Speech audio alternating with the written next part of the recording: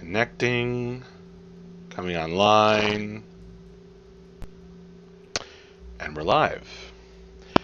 Okay, so last time our heroes ventured below the ruin of Karanay, known as Rebel Point,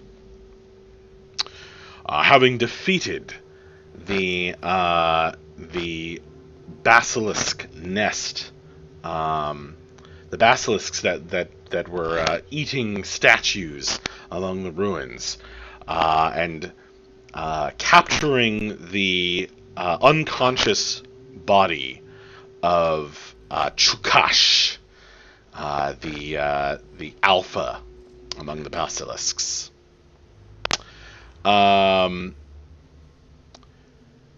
By sucking up his form into the banded agate that I believe I gave to Bref, that I think Bref has, yeah. You then venture down these stairs, not the stairs that lay in the back of Chukash's lair, but down a spiral staircase instead, where an old tower, the ruins of an old tower, poked up through the scattered sand of this desert. You found yourselves, I'm going to ping on the map over here, and looked around. You found lots of sand that had fallen through the holes up above, and the murmuring of the wind fills this dungeon with whispers and noises, hums like voices.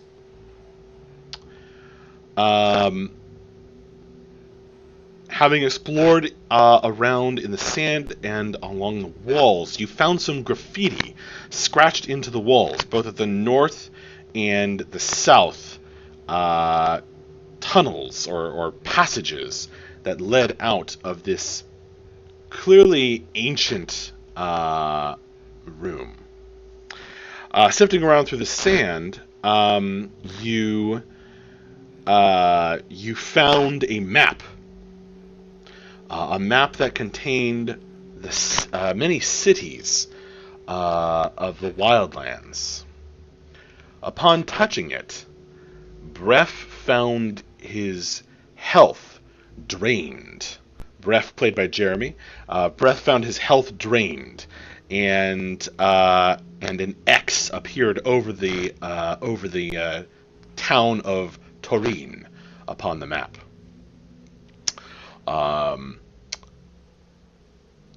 You stowed that away, somewhat alarmed for the well-being of the residents of Torin, and explored further, coming upon this strange and mysterious pool of water with steps going down into this large warm bath. You experimented with it a little bit, touching the water, dropping a stone in it. That's about all you've done. And in the light from Crim... No, we had touched it. Yes, you touched the... M's character, the Aarakocra, known as Curls, or that's their nickname, Akiri, did touch the water and kind of made discovered that there's some kind of illusion upon it, and found that the water was warm, which is strange because it's winter here in the desert.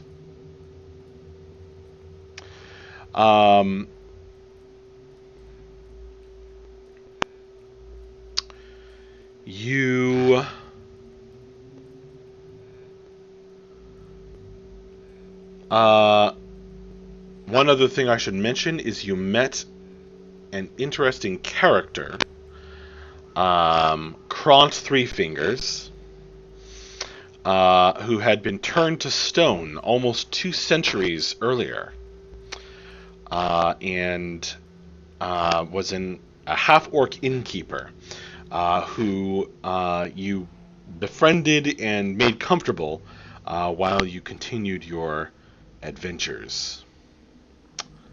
So he is upstairs.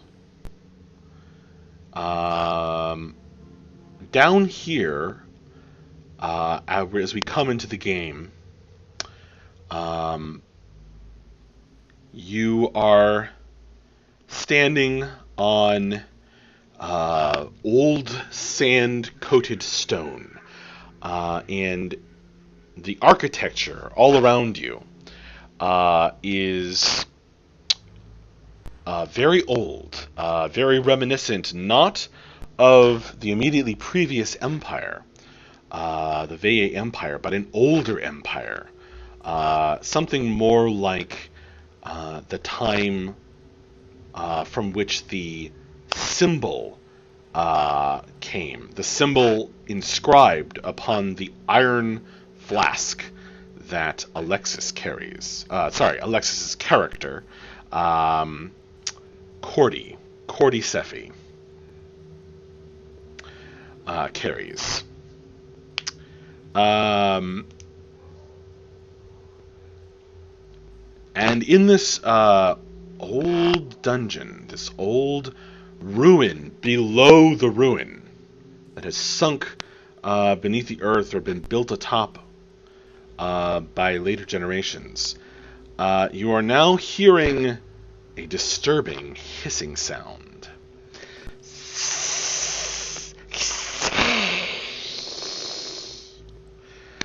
Very reptilian, yet unlike the basilisks that you have previously dispatched of.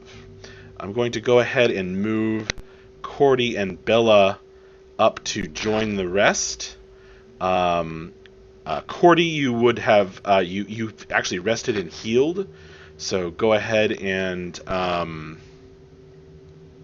did you guys do a full rest or a short rest? We did full.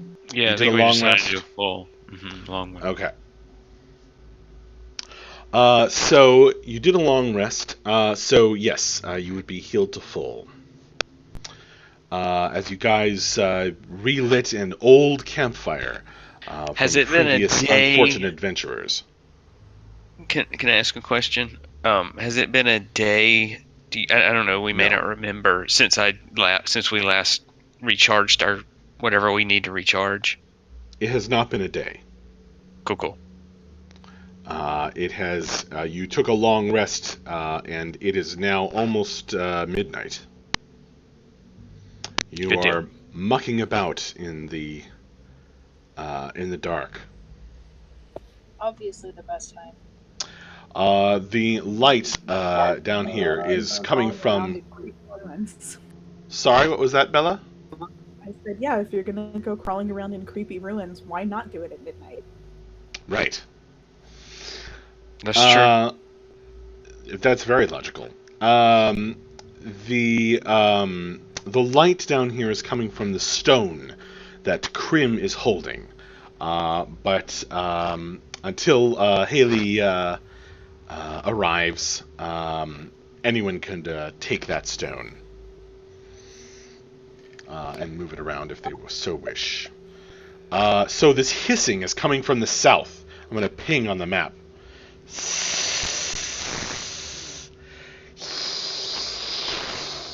There's a sound of slithering and scales scraping on stone. Friends, I don't think we're alone down here. Yeah, I have to agree. Should we check it out? Do we want to check? There's a room up here in the opposite direction of where that sound is coming from. Do we want to check that room before we check down there? One thing I've learned is you never turn your back on a potential threat. Yeah, that's actually not a bad a bad thought in this situation. All right, why don't you lead the way, Bref? Why don't we have a marching order? Let's I figure Bref, you might be a good person to lead. Happy to. Who And wants to go? Mavra is currently doing bedtime with the children, but I think she would also be happy to be in front. Okay. Hey, Breath Alright, and sure. Maver. I could probably live right behind them in third position. Okay, I'll follow you then. Can I have the stone?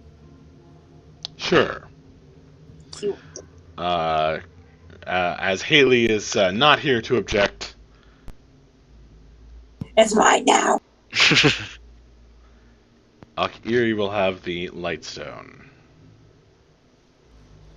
So you now have a yellow dot. Because you are a source of light. Ha ha ha. I'll follow up the back. I'm enlightening. Okay. So you move your light around the corner. And Maver also has dark vision. So between all of that, we're just going to reveal this to everybody.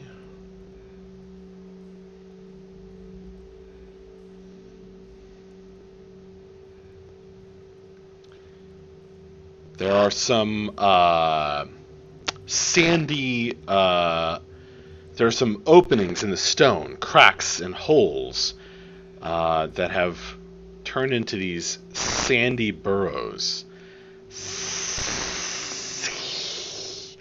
Let's see. Now the light spell sheds light, I think, for 40 feet, all told. Although it's dim after 20.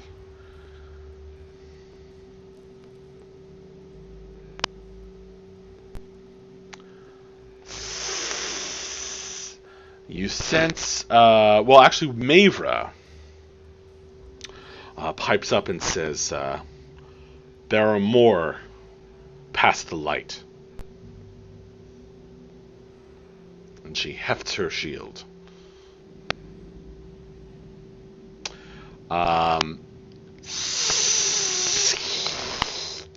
As you guys bring the light around the corner, this enormous slithering snake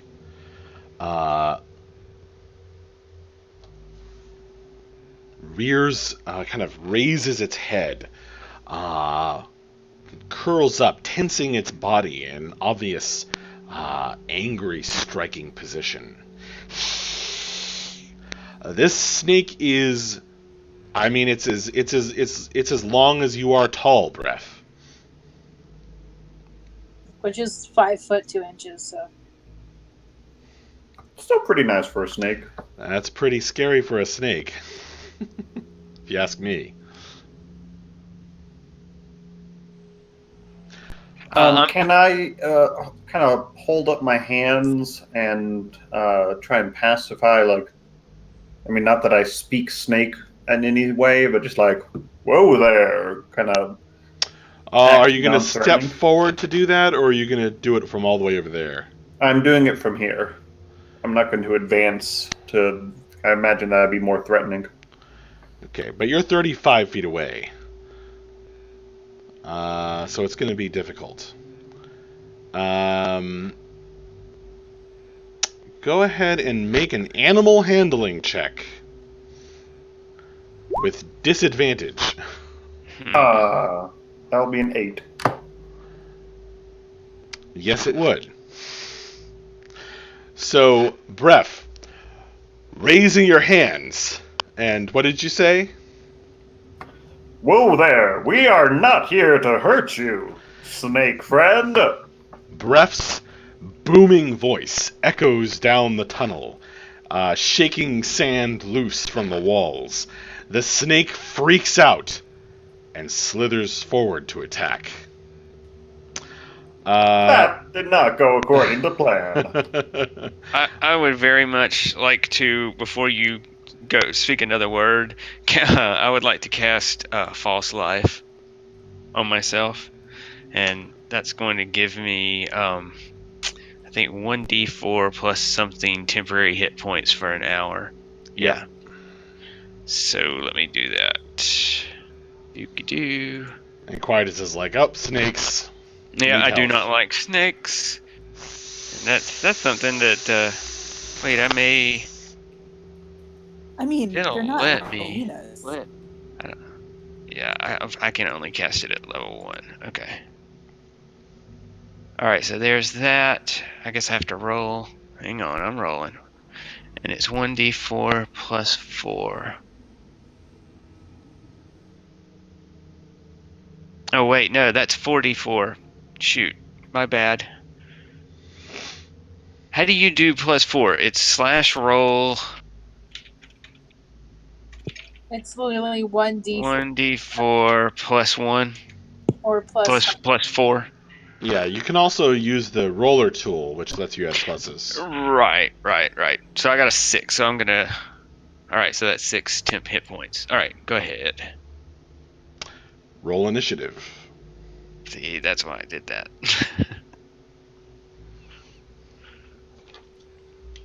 Ouch. It's that time.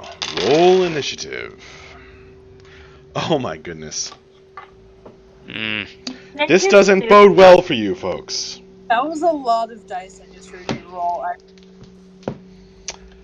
I got a natural 20 on initiative. Oh, of course you did.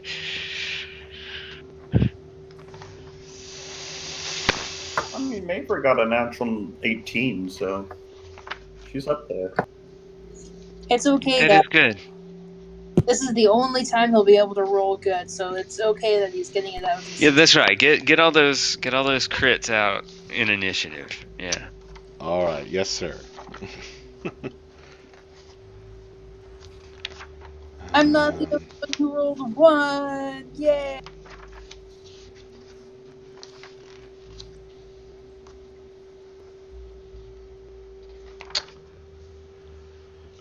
All right. Good job, everyone.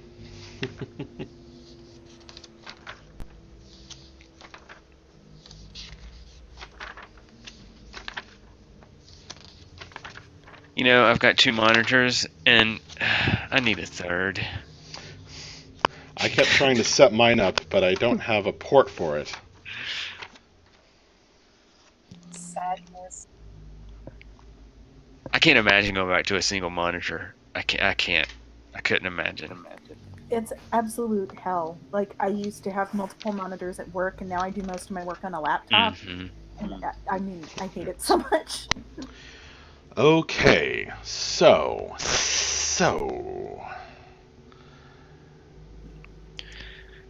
Alright. Oh, I have to enter their initiative if I want to do that.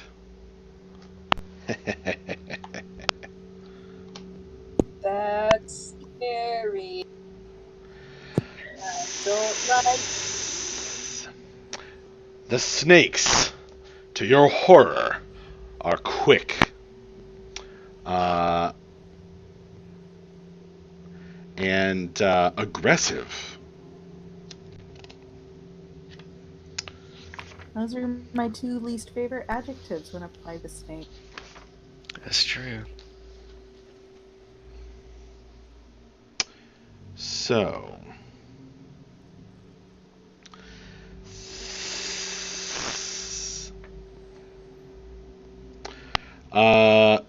They are going to slither forward toward your light and your warm mammalian forms. Well, most of you.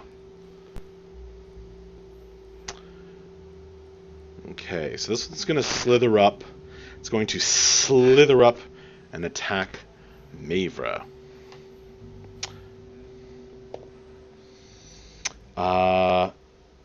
As it strikes out with its long fangs, it gets a 22 to hit.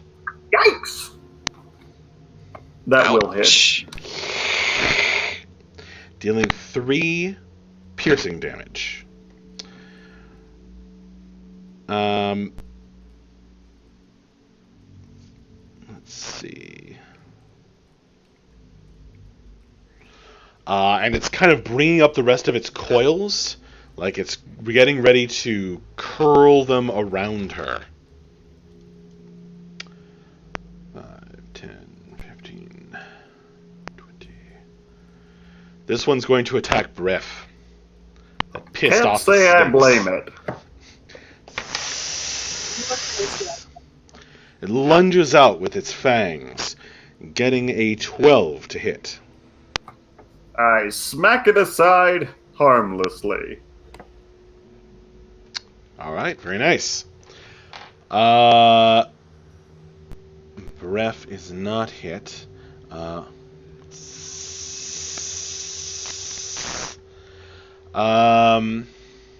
have a feeling there's going to be a bunch of these little effers. Let's see.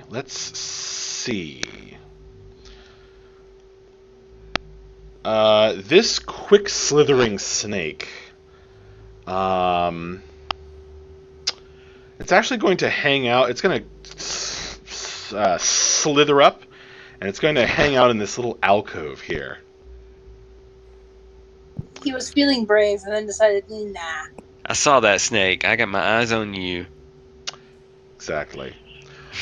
And there is more hissing coming from further down the tunnel. Mavra's turn first, so Jeremy's going to stand in for Danielle? Or is Danielle? Yeah, she should be back shortly, but for now, she's going to strike out at the snake in front of her. Okay. I'm so glad we no longer have to avert our eyes like we did with the basilisks. That was not fun. So that'll be a 16 to hit. A 16. Yes, did not have to avert the eyes, because these are not basilisks. That will be a hit. Her hammer will come crashing down on the snake, dealing...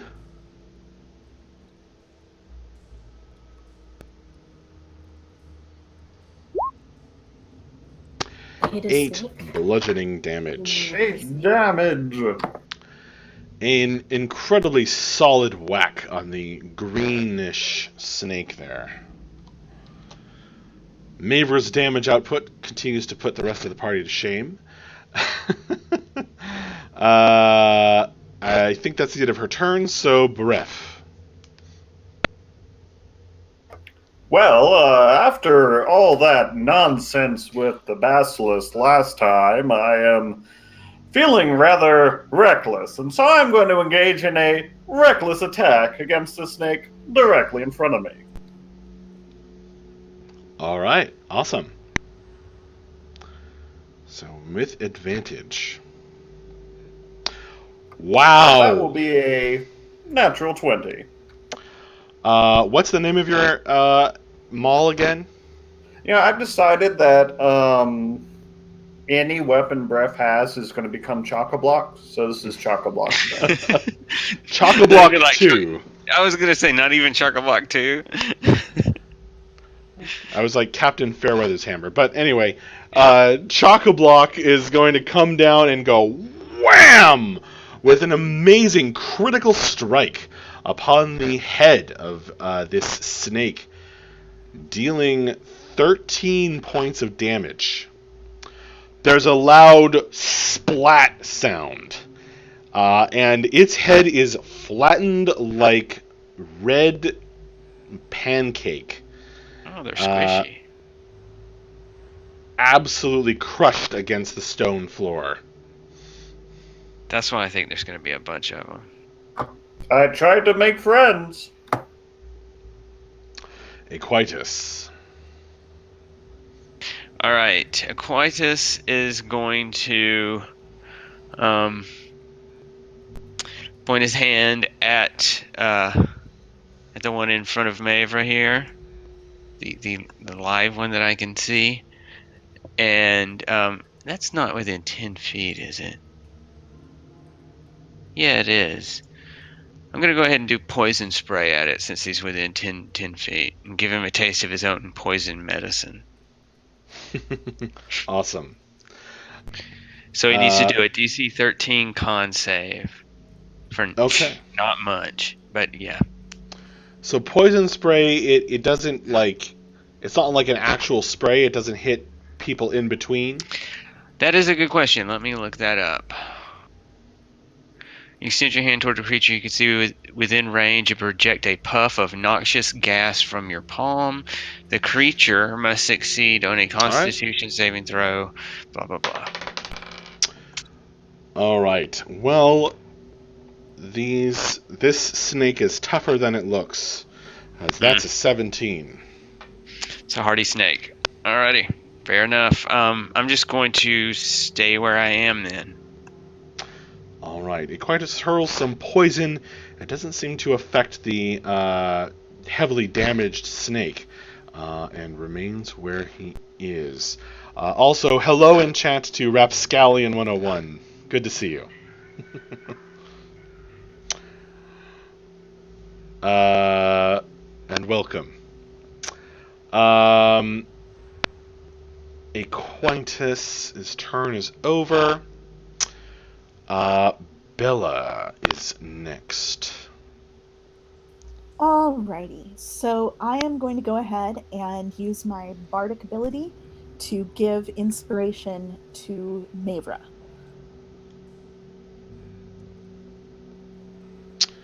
You want me to Okay. click it and put it in the thing? You're going to use your bardic ability to give inspiration to Mavra.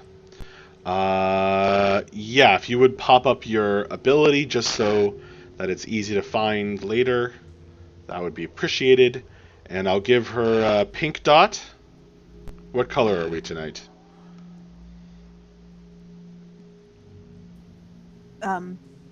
Pink. Okay.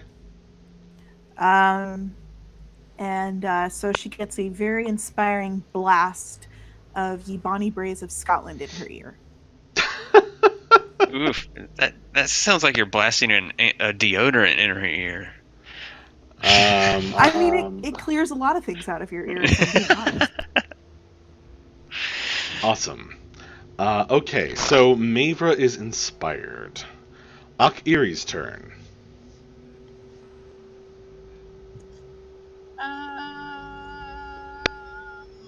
Sacred Flame. Alright, you're cutting out a bit. I think you said Sacred Flame? Yeah, Sacred Flame.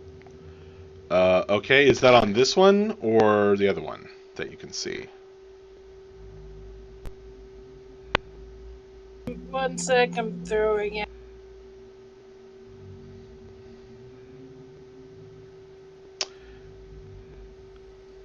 You could just target the sort of it's on gray the and green- red one. Green one. Alright, on the Sorry, green one? I forgot to say that. Yeah, okay, you're cutting in and out a bit. On the green one. Green one. Alright. The green one, although it is tough, it doesn't seem to be very good at dodging at the moment. Perhaps it's distracted by all of these attacks coming its way. It will get hit and take the damage. This is a life Of 8! Finally, a good roll. The burning radiance of Zhurk's Nice. holy cleansing fire rids the world of this unfortunate reptile. The world could do with a couple less snakes. Um, I'm kidding. That's not how I really feel. Cordy, it is your turn. All right. I want to move up here, and I think I want to cast Entangle to make the terrain in this area a little difficult in case more snakes come running. They can at least be slowed down a little bit. All right, could you click on the name of the spell? Yeah, it does sound good. Could you click on the name of the spell so it pops up in chat? Yep. Thank you. Grasping weeds and vines sprout from the ground a 20-foot square. So an odd sight in this desert dungeon. A bunch of vines springing up. Boo. Let me see if I have something for that. That'd be nice.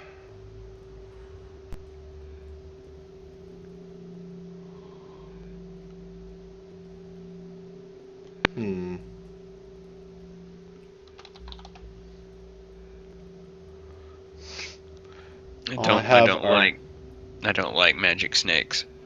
Snakes that know magic, no sir. Not safe. I have like 10 potted plants. I could just line up a bunch of potted plants for your spell.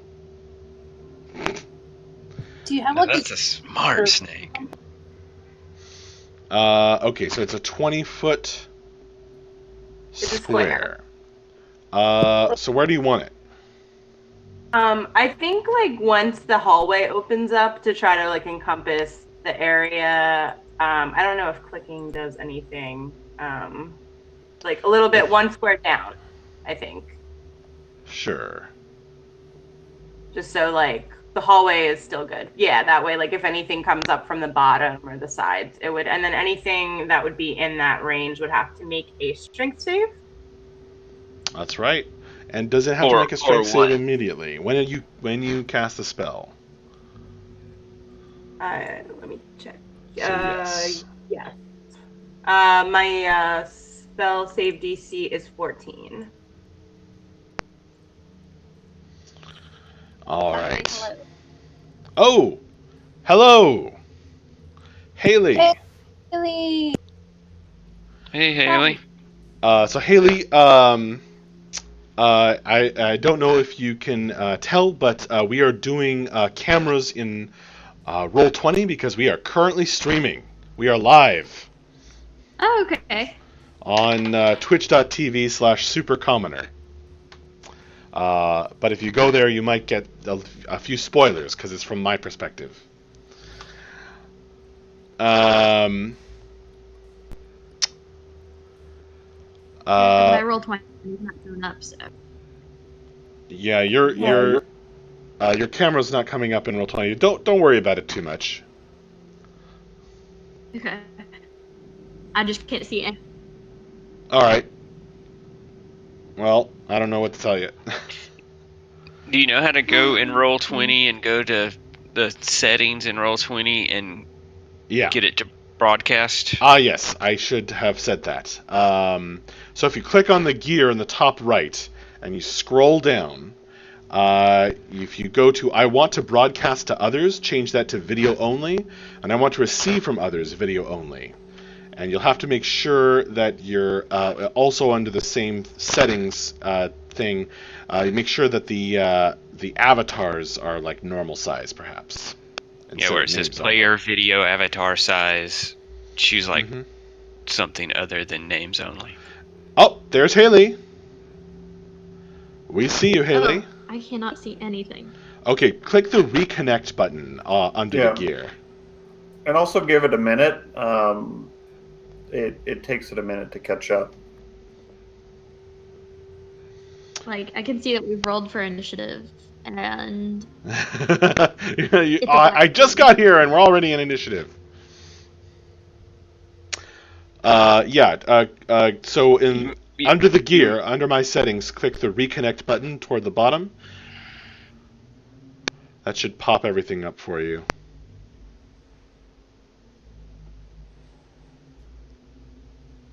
Yeah, I was just having trouble with the screen. Is it all everything black? Else is working. Is where the map should be? Is it all black?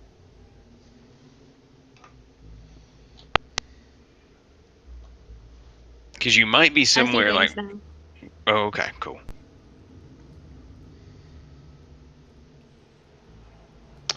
All right. Technical issues all set up, Haley? I can see things now. I can't see anyone like the I can't see video from anyone else. Oh, really? Is it set to I want to receive from others? Is that set to video only under the gear? Yes. Oh. Well, And I don't know. what size? Can you see our avatars? Or is it just our names? Well, she said she could see her own camera. Isn't that right, Haley? Yeah, I can see names. Look under the gear, under game settings, where it says player video avatar size. What is that set to? Bottom default. Wait, location. Right above that. Yeah, above that. Only, so set it to small. That's what I have mine set I to, can see but everyone now. anything but names only. Good deal. All right, great. Hooray! Yay! You can now see our beautiful faces, and we can see yours. Excellent. So we're doing battle against snakes. We are indeed. Just because you weren't here, I had Krim pass off the. I had Krim pass off the Stone of Light to Ak-Iri. So Ak-Iri's currently holding the stone with light cast upon it. But you can take that back, of course, if Ak-Iri lets you. All right. So, all right. So we are all here, in one form or another. Go ahead and click on your character and open your character sheet and roll initiative, Krim. And we'll insert you in. What? Sure thing. Okay.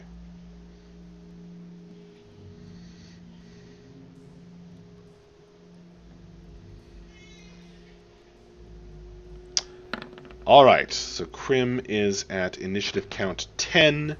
So Krim had to do her.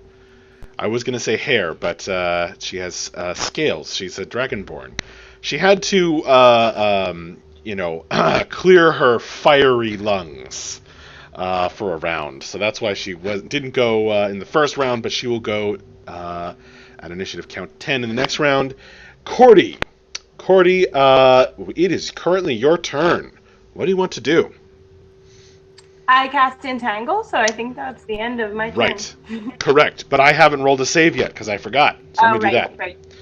All right. This snake, mighty and strong, got a lucky roll and a 19 total. Boo. But it's still difficult terrain, so I think it's. So it breaks open the vines, but it'll still have to deal with their entangling grasp.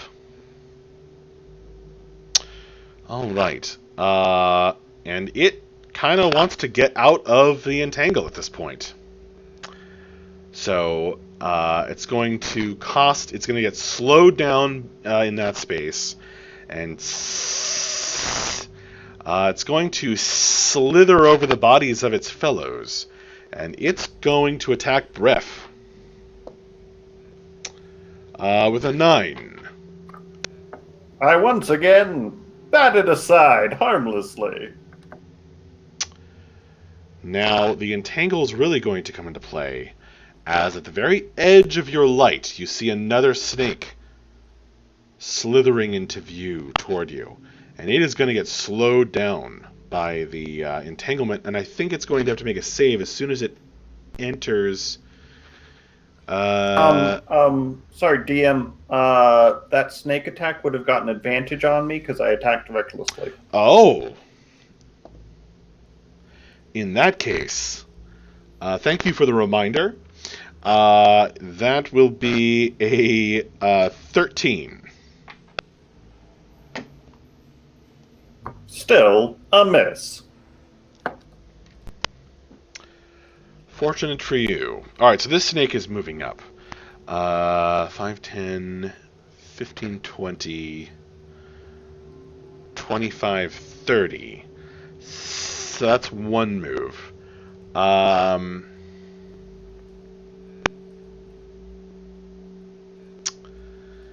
It's going to kind of curl up, trying to fight off the vines.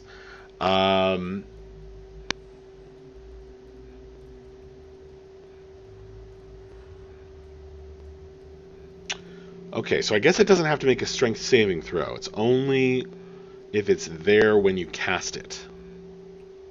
Yeah, it would just affect speed because it's difficult. That's all. Right. Alright, anticipating some kind of ranged attack, this snake is going to curl up into a defensive position and end its turn. There's more hissing out in the dark. Mavra's turn. Okay, I'm just gonna drop my hammer on the snake right in front of me. Alright. Drop the hammer then. Oh, you do drop the hammer. You literally drop the hammer with your natural one. Oh no. Unfortunate. Unless you have advantage from some source, I don't think Bardic Inspiration is going to help you in this case. Yeah, probably not. Oh, man. So, Mavra, you just, like, slam down with your hammer, and it, like, bounces out of your hand because you missed the snake. You catch it again, but the opportunity to attack has passed, and you are unfortunately out of luck there. Not as mighty as your previous encounter. Unfortunately. Do you want to do anything else? Do you want to move around? Perhaps get around the other side of the snake? Anything like that? No, I think I'll just stay right here for now. Okay. Bref's turn. Well, since I didn't actually say it last turn, and that would have changed a bunch of stuff, I'm actually going to use a bonus action and then enter a rage. Oh. And I'm going to attack Snake Friend in front of Mavra. Bref rages. Once again, recklessly. Okay. Why? Come on. Woo! And I'm glad I attacked recklessly. Exactly. Oh man, another one, but this time with advantage, so you avoided it. All right, so Chock-a-Block the Maul comes crashing down on this snake, dealing.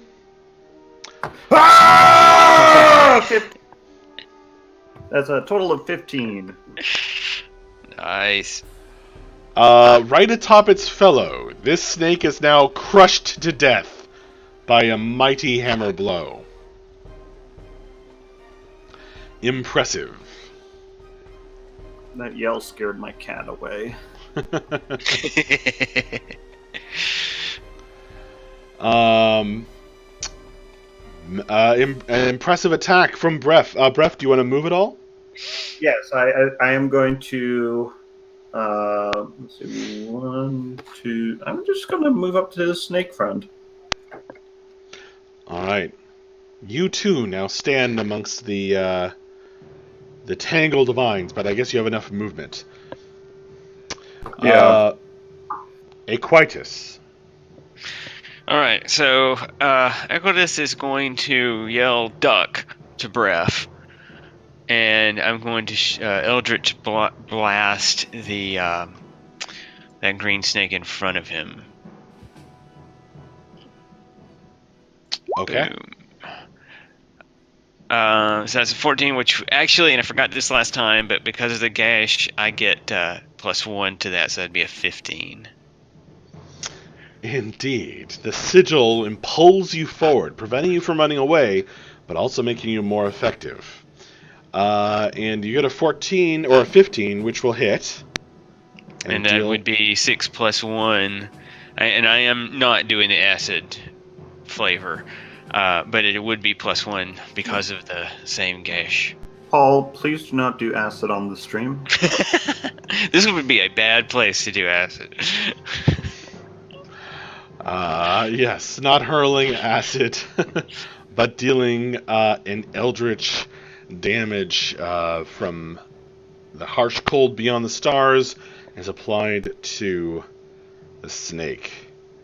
Krim, it's your turn.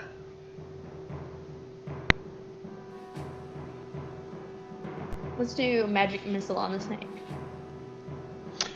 All right. Magic missiles are fired off. A purple dart, if I recall. So this is all 3 darts are hitting the snake? Yes.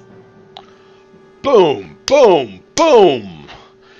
3 big impacts. Upon the second one, the snake is blasted. The third just ripping it to pieces and scattering its bloody bones across the entangling vines.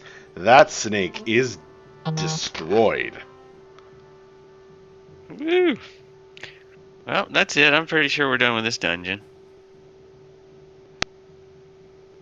Bella. Yay, I timed that perfectly.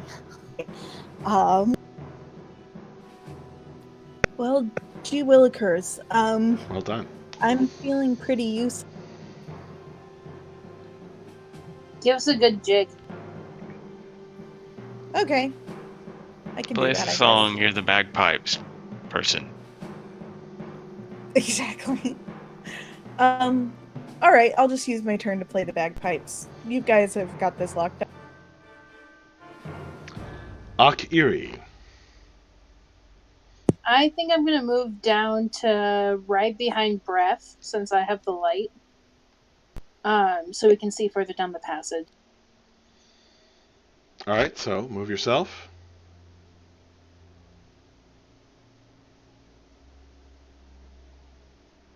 Okay. So that's 20 feet further is the light? Yeah. Alright.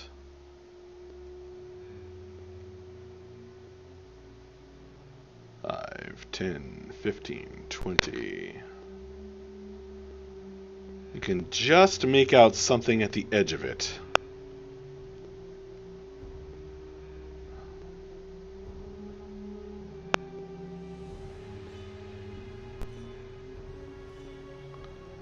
Evidence of more snakes, perhaps. Maybe another one of those holes. Cordy's turn. All right. So I guess I'll ask the party. Should we drop the vines? Do we think, or should we keep them? I mean, I'm enjoying them, but it may be more practical to drop them. Yeah, I think you can drop them. I think we're safe in this one area for now. All right. Unless you can move them down the hall, I think you can take them away from here. Yeah, I can't really move them. I can recast it. Cool. But I can just make them. I'm pretty sure I can dispel them. All right. This is concentration, so I'll just think of mushrooms. Okay. So you're dropping the entangle? Yeah. Alright. And I'll just move up a little bit closer, but that'll be my turn. I'll move like here. Alright. Cordy moves up as well. Gotcha.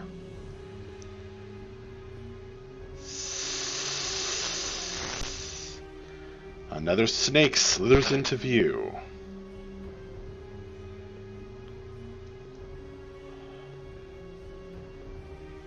It can't quite reach you to attack. So it's going to slither up there and curl up in a defensive position. Mavra. Alright. I'm moving next to the snake. And Okay. I'm going to smash my hammer on the snake.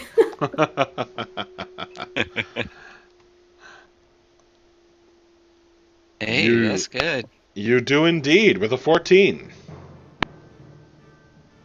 So roll damage. Nice. Your warhammer will make short work of this foul reptile. And with one mighty blow, you slam it down into the floor and kick it against the wall. Its body is broken, and it is slain. Well done, guys. Whew. Still don't like snakes. Your blood, your pumping blood and adrenaline calms down a little bit as the post-combat quiet descends, and you're back to the low hum from the wind up above. I should have given Ak-Iri a bonus to her attacks. You know, it was probably the snake around your neck, M, that gave you that 8 on burning. What's that? He's good inspiration. Right. Do you pray to a snake god? No. Maybe. I mean, it's okay. I mean, you know, gods are gods. Jurk is not normally associated with snakes necessarily, no. Okay. So, it's quiet again. Combat has ceased.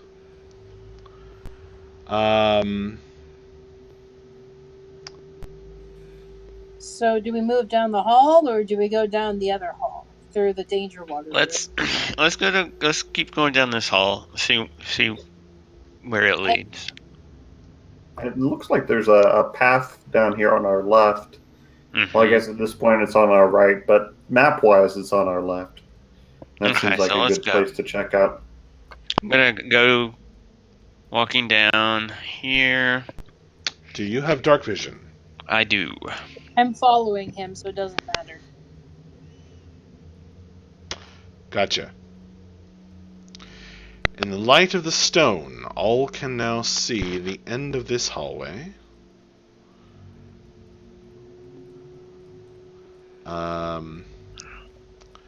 The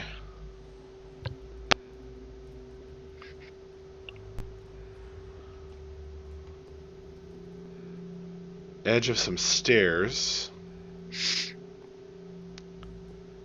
and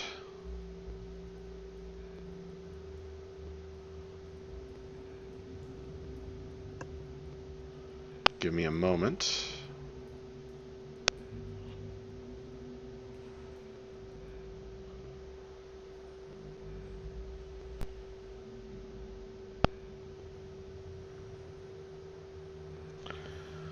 Another opening in that direction. There's a very old and very dusty carpet. The fact it's still here is kind of Yeah, that's odd. kind of scary because it's old as heck and should be decently exposed. Does it look like it's been used, like it's been stepped on? Recently? Yes. Make a perception roll. Alright. I mean, if we've learned one thing 16. from Disney, it's that this is definitely going to be our new friend. A whole new Cheers to that.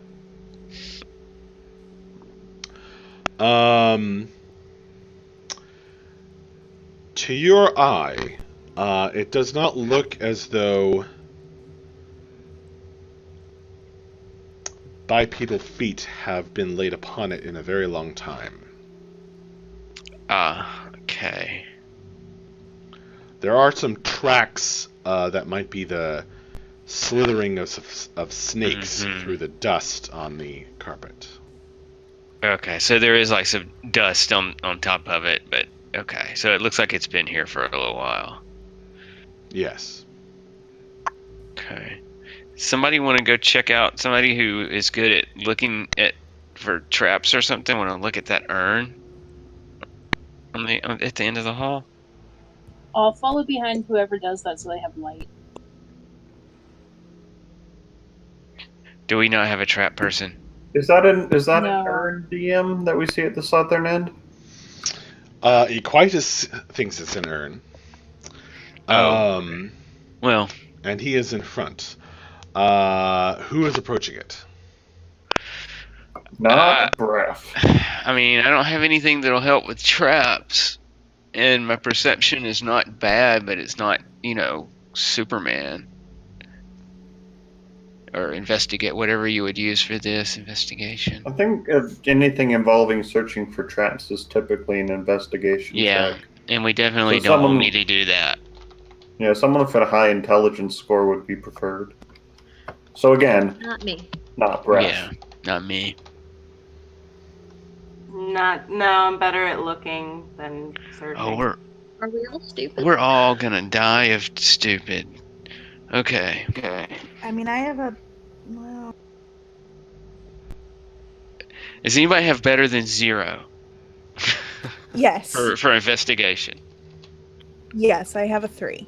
Then I think that. Oh well, yeah, you're our Sherlock. It's okay, Bella. I'll be right behind you, so if anything jumps out at you, I got your bag. To heal me? Alright, that's an 18. All right.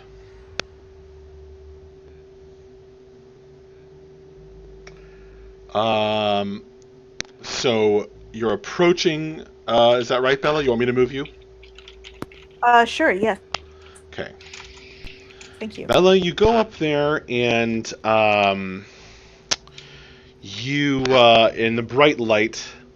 Okay, I've got to adjust the lighting now that Akiri moved just to reveal the corridor. This is there's some potsherds that have been covered up with sand and stuck together, forming a vague sort of dome shape with a hole at the top.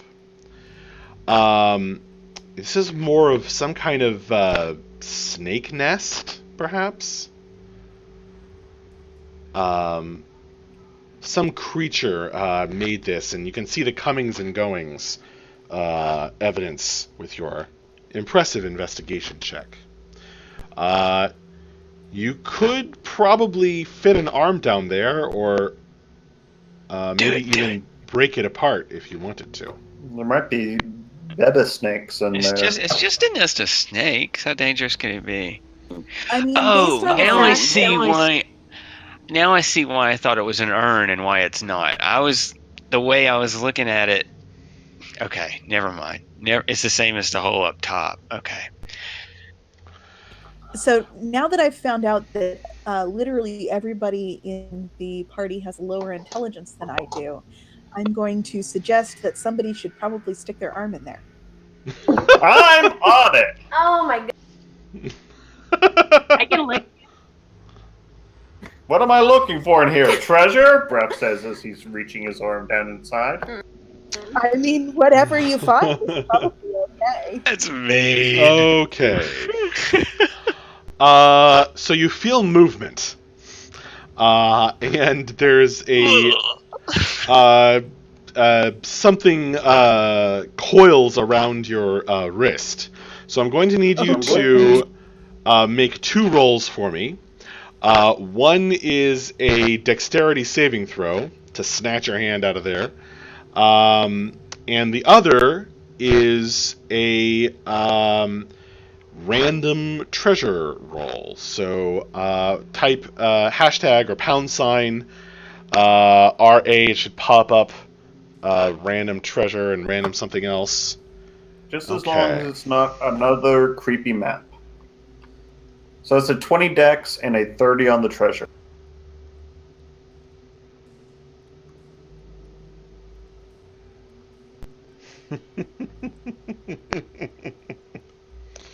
That's not a good sign. I'm gonna throw up.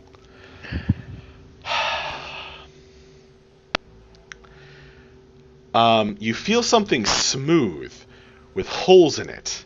It's kind of bumpy on one side and round and bowling smooth on ball. the other of it. but there's something curling and coiling through it and trying to wrap around your wrist.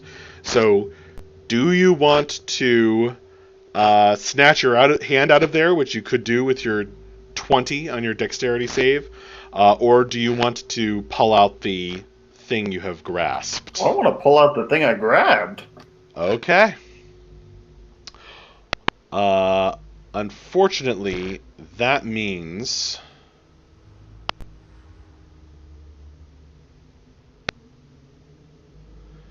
that there is no way to avoid getting bitten.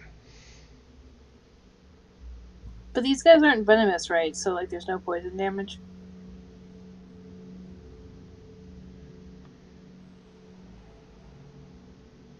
I have not mentioned that, any poison damage so far.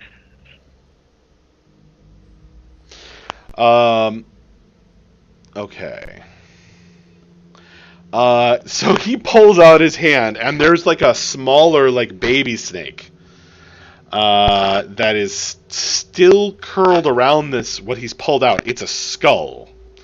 And the skull is at the end of a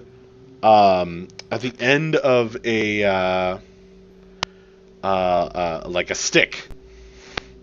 It's attached. It's part of something. But this snake bites your wrist and drops to the ground.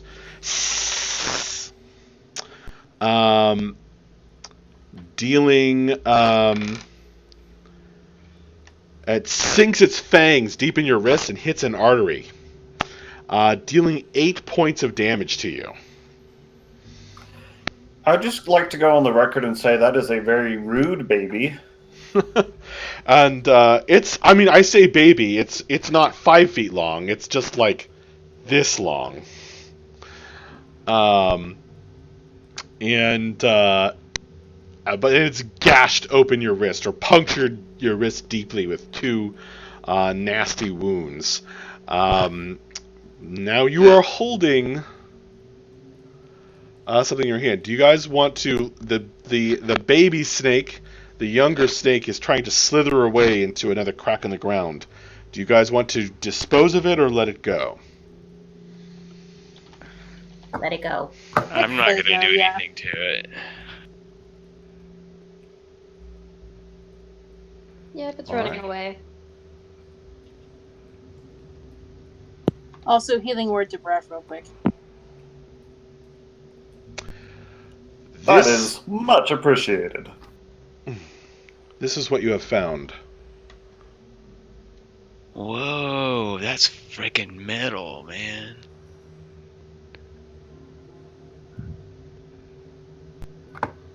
Where is it's not showing up on my screen. Or mine. There.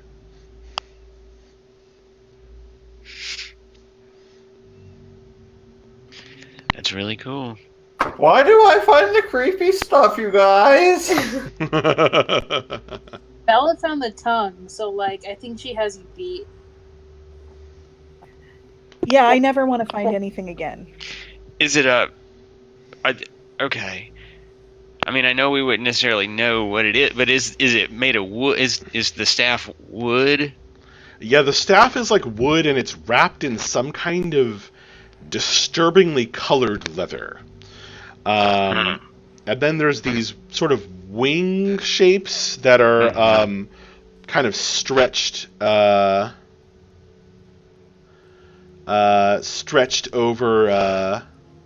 They're kind of like bony.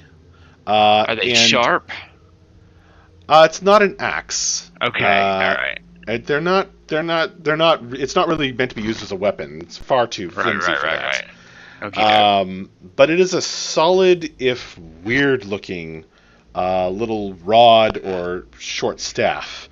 Breath, you've pulled it out. You're gripping it with your bleeding hand, like a bowling ball, with your eyes through with your fingers through the eye sockets.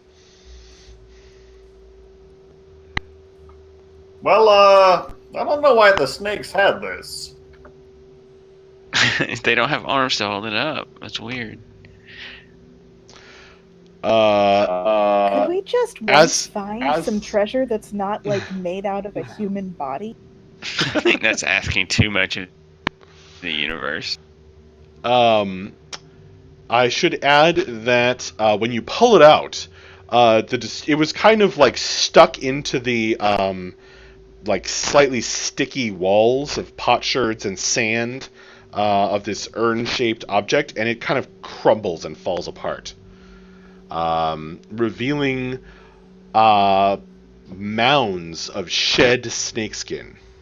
Ew. Alright. With your dark vision, Aquitus, you can see that there's a short hallway down the passage next to which you're standing. On one side of the hallway are some stairs going up, and on the other is a door. Okay. I want to kind of walk into here. Can I jump in behind Aquitus real quick? Before you guys do anything, Bref, what are you doing with this skull? It's a scepter. This skull-headed scepter that you're grabbing like it and looking at it. Just trying to see like. Just like Shakespeare. Bref is not a smart man, and so he's just kind of like, oh, this is interesting and probably special in some way, but it's beyond me. You stare into the empty eye sockets, and you feel something cold and strange grip you inside, grip your spine inside you. Like a icy hand grabbed your spinal cord, and as you stare into those empty eye sockets, it's almost mesmerizing, almost hypnotic, and it's an effort to look away. Friends, this gives me kind of a chilly feeling deep in my gut, and I'm not sure I enjoy it. Would someone else like to hold it, or if not, I'll just stuff it in my bag. I'm good. I'll take it, Bref. Just like, yeah, and the Curie goes to grab it. Please. I think I'm cursed enough. Yes, for those of you who don't know, Paul's character, Aquitus, grabbed a sigil that inflicted a gesh upon him, that he is now, his actions are being influenced by. So, anyway. What happens? Okay, so Akiri, you're now holding the scepter? Yep. It makes you feel ill. Maybe because it's a skull and you are, you worship a god that grants you healing and life power. She's just kind of looking at it like, I guess some cleric didn't do their job all that good. What is this? Do I recognize it? Is there anything that looks familiar to it? I've got some training in religion. Can I take a look at it?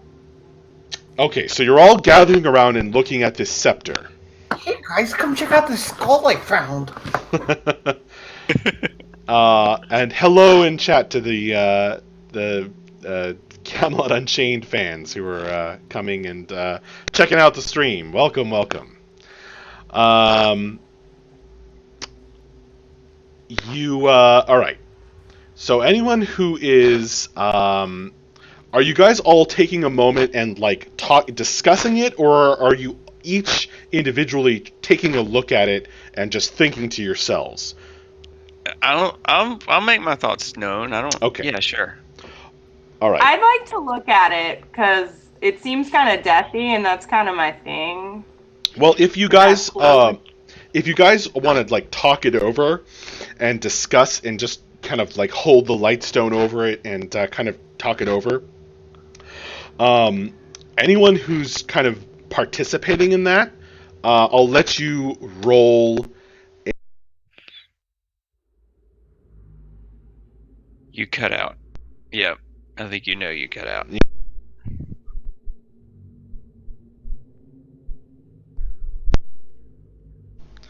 Am I back? Yes, I think so. Thanks, headset. Where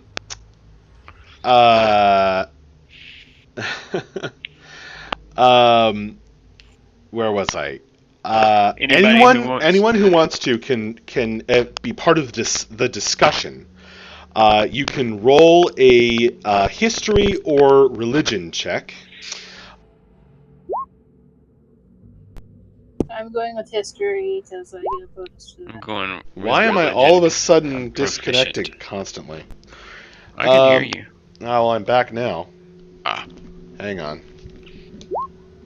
That's the second crit I've tonight, and I'm salty. Ah. Let's see if that works.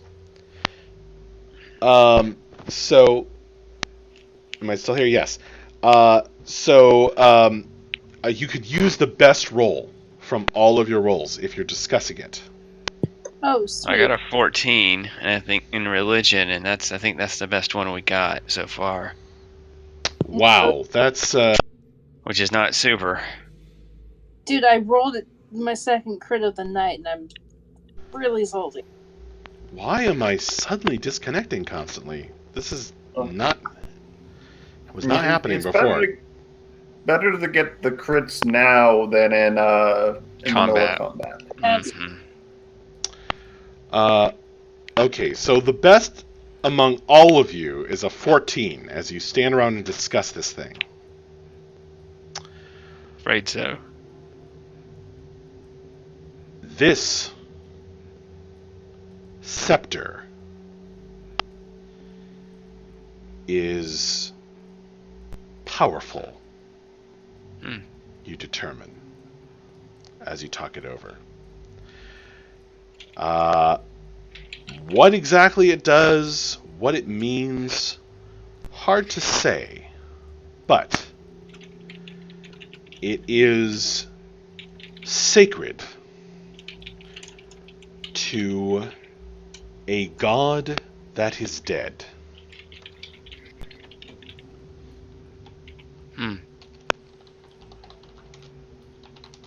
Probably the one that Morpheus made his helmet out of.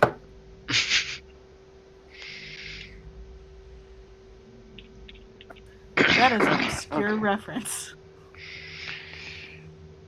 Well, one day. You mean Neil Gaiman's dream, right? Yeah. I got it. I was gonna say one day a Canadian power metal band is gonna write really cool songs about this scepter. Just FYI, honey, in these circles, Neil Gaiman is known as Amanda Palmer's husband. That's weird. I knew Neil Gaiman way before I knew Amanda Palmer, but I Yeah, didn't know Amanda Palmer separately from Neil Gaiman. Okay, guys. Anyway. So, alright, so we got a weird scepter. Okay. That's crazy. Yes. This is, you think, the scepter, a relic sacred to a dead god called Nezix. Nezix. Can you spell that? Nezix.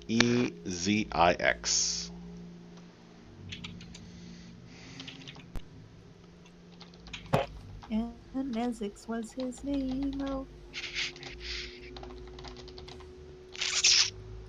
Alright. In clutch. I think we need to maybe. I wish we had a way to hide this. How long is it? The scepter is about 2 feet long, maybe a little more with the bony wings. Okay. So somebody could put it in a backpack, and it would probably store in a backpack. It's just poking out the top of Breath's pack. Yeah. I would say the skull is probably, yeah, because otherwise with the wings it couldn't really go down there. But I'm gonna drape a cloth over it because those eyes gave me the creeps. Yeah, I Yeah. think cover the eyes. Yeah. It does kind of give me the heebie-jeebies. It seems quite powerful, and it tingles your fingers, those of you who are spellcasters, when you touch it. All right. So yeah, let's kind of cover it up. Somebody attach it to their backpack or put it in their backpack. I mean, I'll take it, or whoever wants to take it. Well, I'll carry it for now. I have a greater encumbrance limit, and so I can just kind of, it'll just be hanging out, piggybacking off me. All right. And I think we need to be careful who we show this to also in the future. And, I mean, if someone wants to interact with it, I'm fine. I'm not hoarding it. I just, I figure I will carry it for now. Sure. All right. So who wants to check out this room? Yeah, maybe we should check out that carpet first, because it could be special. And that's the room I'm talking about. Yeah. Well, I'm saying specifically the carpet. Okay. All right. Carpet, flying carpet. So I want to kneel down at this carpet and look at it a little closer, maybe. I wish I could intimidate it somehow. Stupid carpet, tell me your secrets. I'll hold the light over your head to get a better look. Okay. I guess make an investigation check. Okay. Can I get them to get advantage because I'm looking at it too? I'm sorry. It's a crap roll anyway. Can I... Bella, would you... Well, never mind. I mean, I just investigated it, so never mind. Just like step on it. I'm sure nothing bad could happen. I mean, you think it looks fine. Yeah.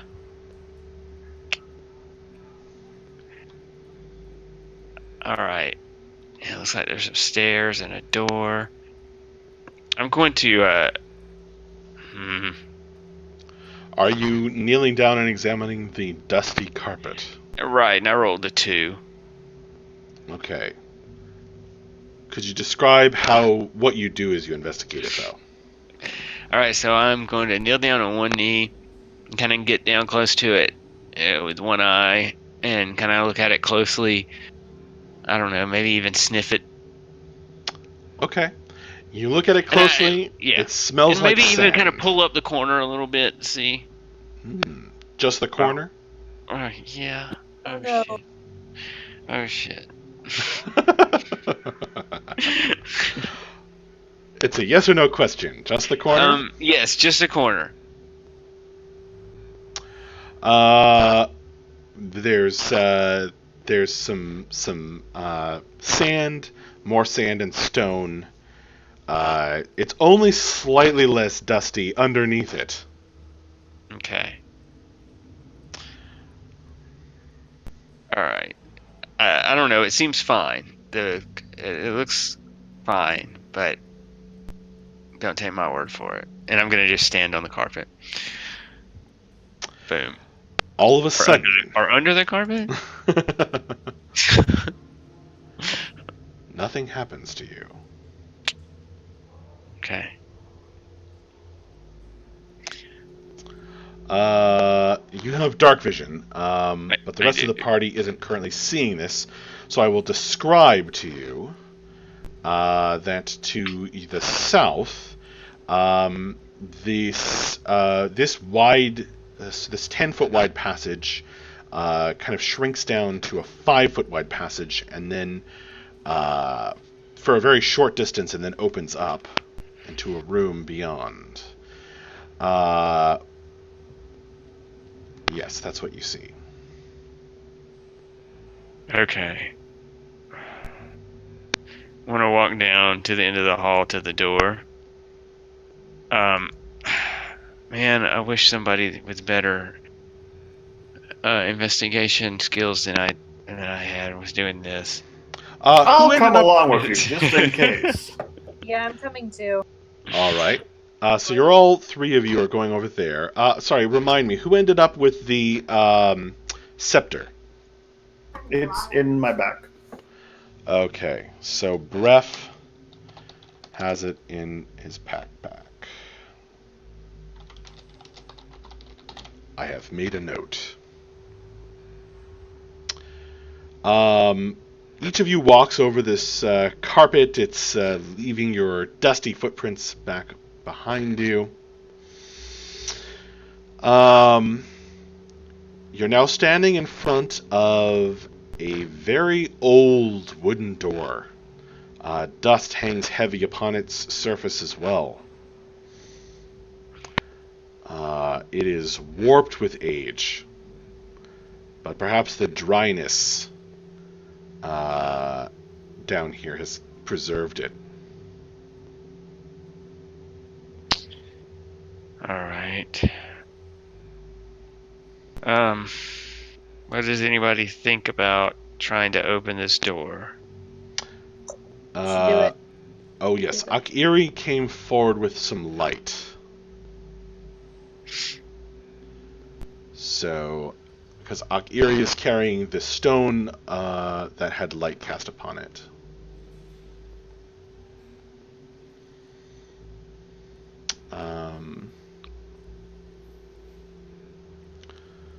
So, just give me a moment while I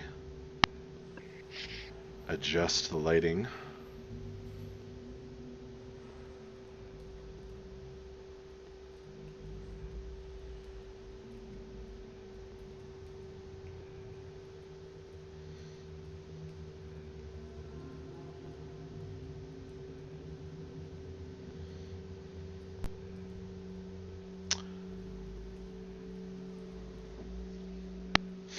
There we go.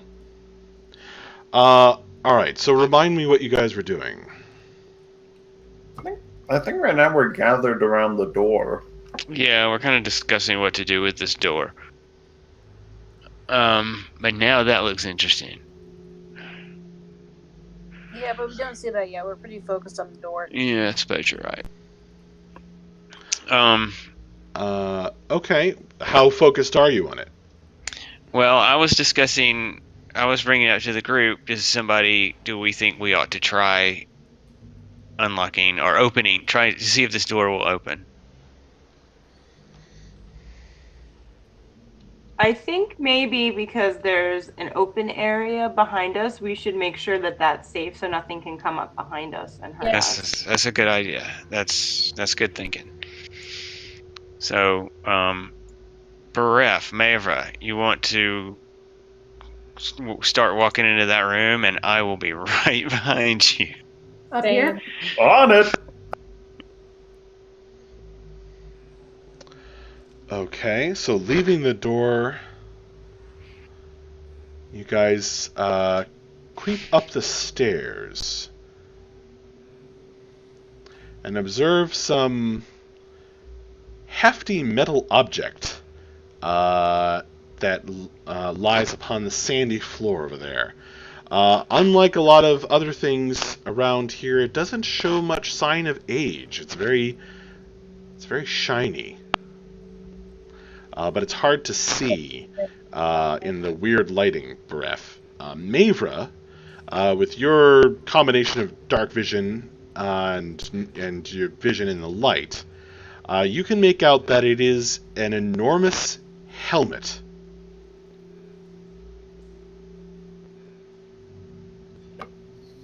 I tell everyone there's a helmet in there. like bigger than human or humanoid size? It does look quite big. There's also something weird over to the left that you can see, Mavra. In the darkness. It looks like a tree. But it's hard to tell. Scoot in further in the room, I'll jump in behind you guys with the light. Alright, you want to push in a little bit? Yeah, just so we can see what we're dealing with.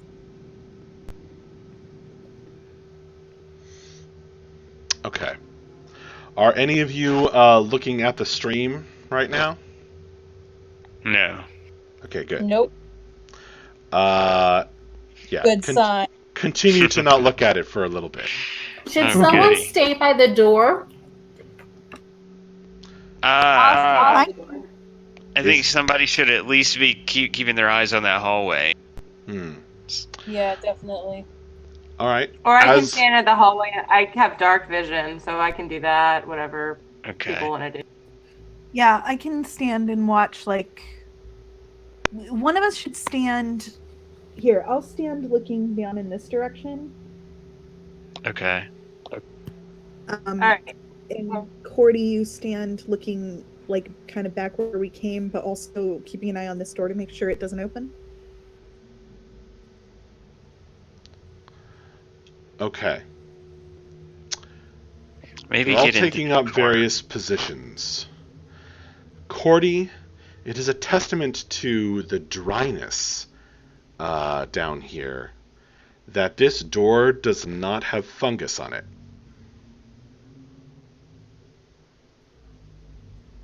Which is really a shame. I'm gonna fight the urge to cover it in lichen, but I'm just gonna try to focus on the task at hand. You do you, Cordy. So you're just watching the door intently? I'm watching the door. I'm kind of floating between watching the door and watching where we came in from, just to make sure, like. And then I think Bella is looking down the hall, so like we kind of have like a crosshair Exactly. door.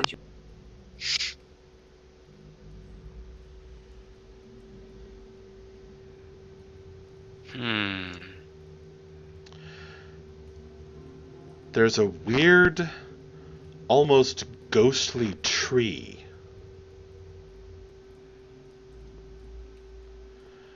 that sprouts with autumn colors from the middle of the floor.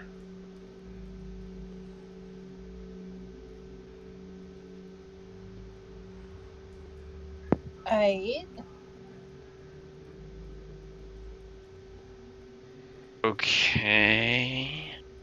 I want to look closer at the big giant helmet.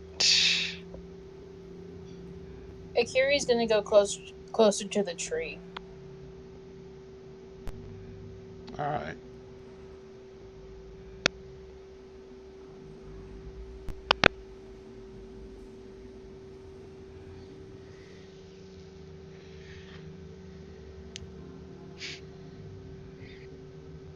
Breath, probably. Quietus, it's a gigantic, really shiny helm, such as a knight might wear, were they Big the head. size of a... Yes. The size of a titan. Cordy, go ahead and make a perception roll for me. Radical. But Bella, the helmet doesn't look old. It looks shiny and newish. It does, strangely enough. Although there is some dust upon it, it seems to have been dropped in the sand. Bella, I want you to make a perception roll as well, please. 20, not natural. Okay. Nice.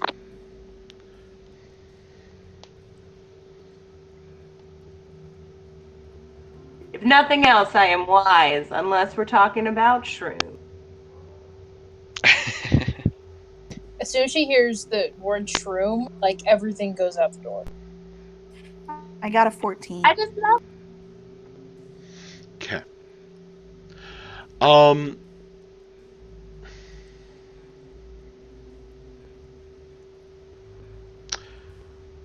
Now that everyone is kind of moving into the next room, Cordy, you hear this very, very, very faint noise from the other side of the door.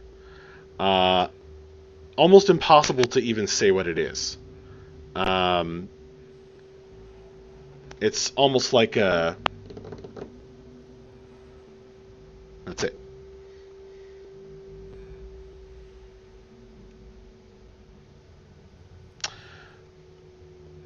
Okay. So continue to not look at the stream, players. Not a missed call. I'm good at not doing things. Well, good.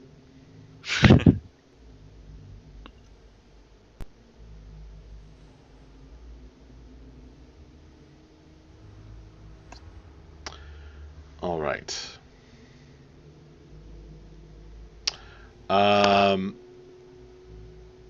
What are the rest of you doing?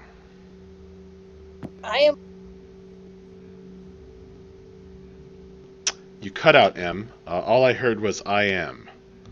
Oh, I'm looking at the tree. Okay.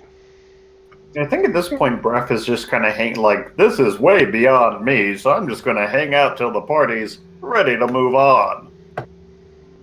Krim is like halfway between the door, watching her friends in both rooms. Bella, you do not have, or do you have dark vision, Bella? Yeah, I'm a half elf. Excellent. So you can see just fine. Okay, so you all are moving into the room. Aquitus is examining the helmet. Akiri is examining the tree. This tree it's weird. It almost looks like the ghost of a tree. It's partially translucent. It's covered in thorns, and it has fall coloration to its leaves.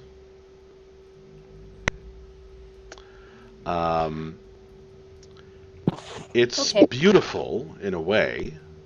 It shimmers there, but it looks rather out of place. Can I touch it? Or try to touch it? You certainly can. I am going to try to touch the tree. It flickers like a bad signal. Hey guys. And there's a blue flash from around the corner where you're facing. A blue flash of light. The left or the right? And your character's left. Gotcha. Stand by just a moment.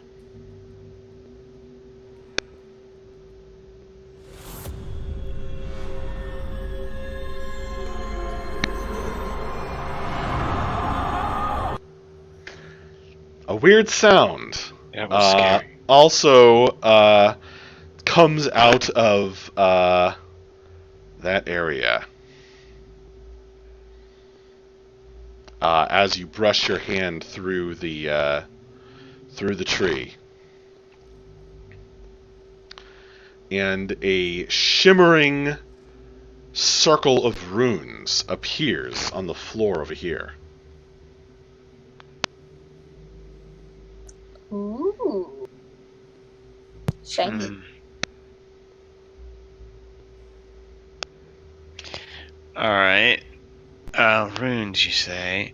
With my super awesome religion powers, I'm gonna You're go... looking at the helmet. Oh, well, okay. I thought I was finished looking at the helmet, but I can continue looking at the helmet. If you're done, then yes, go ahead. What are you doing? I mean, you told me it was shiny and old. It seems really big. It seems too big for me to take it with me. I mean, with that attitude. I mean, I could put it on, I suppose. But I'm not going to do that. I'm going to leave it there for now, and with my super awesome religion powers, I want to go look at the rune. All right. As you round the corner, Crap.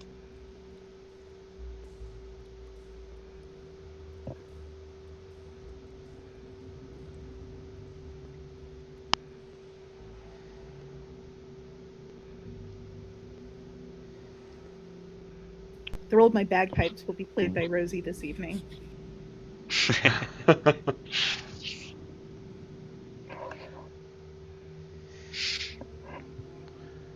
you can see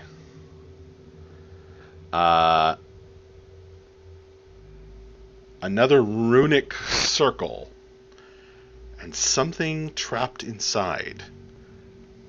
It's a burning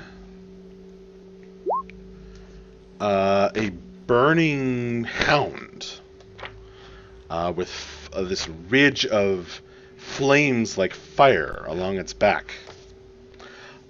It looks like it's snarling, its lips curled up, its eyes burning red-hot coals of hate in your direction.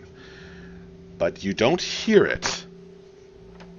And you can see it pushing against, you can see it like smashing, almost like it's hitting a glass tube as it tries to leave the runic circle. I'm going to look at it, point a hand at it, and speak one word, the word calm, and I'm going to cast command. Okay.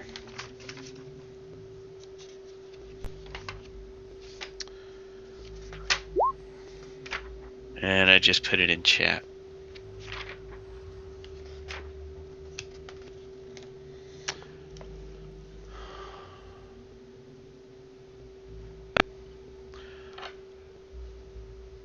When your magic crosses the astral barrier put up by the runic circle,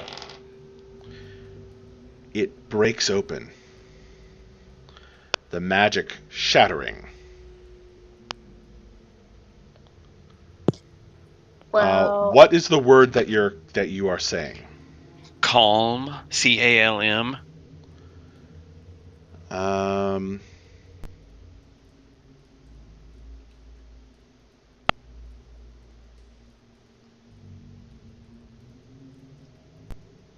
Okay.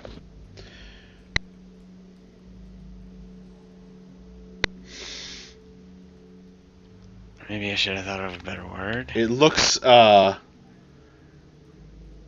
almost confused. Its fierce fangs slavering with molten lava instead of saliva. I rolled a natural 1. It sits down upon its haunches and stares at you blankly. However,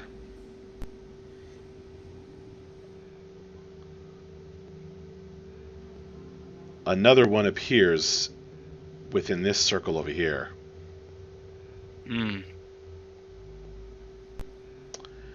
And, however,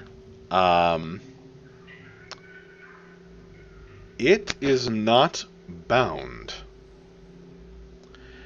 And it is time to roll initiative.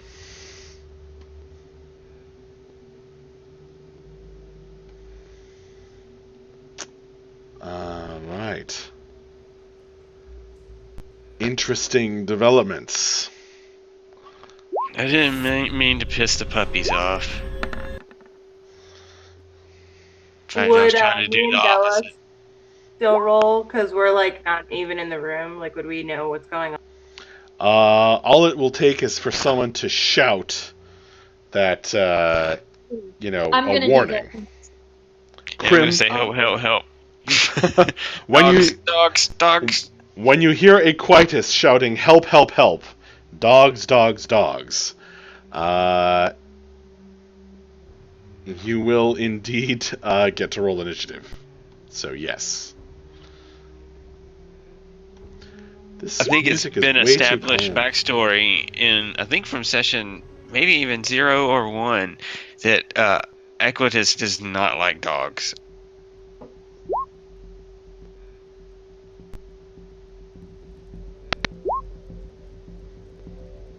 can I use my first roll? Because the second... I forgot to select my character. Yeah, sure. Here, I'll just add you a turn. You should be able to edit the initiative.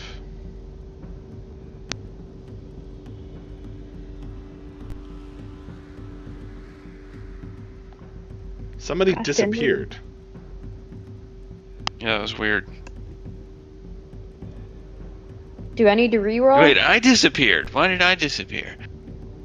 I don't know. Did you click the trash I icon? My hand wasn't even on my mouse. I just watched it happen. Oh, and this one you can hear.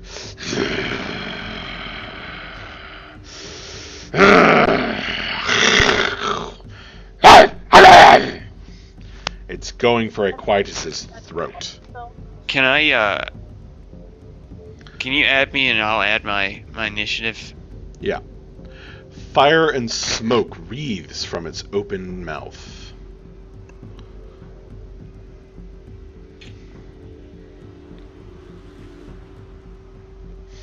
I think Bella had to run to the little goblin, so...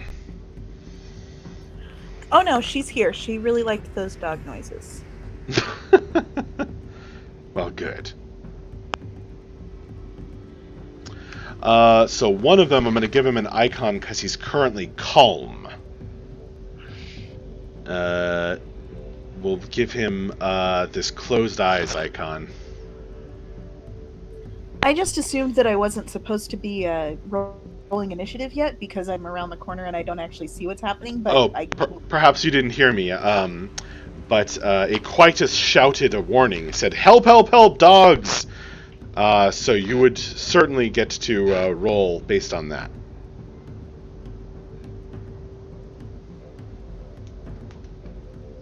You might not know exactly what's going on, but you know people are in trouble.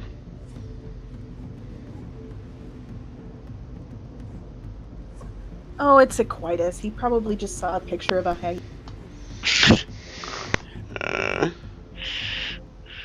That was pretty funny. I have to believe I kicked that hyena's butt. Alright, I think we are... Thanks, Danielle, for jumping in and rolling initiative for Jeremy.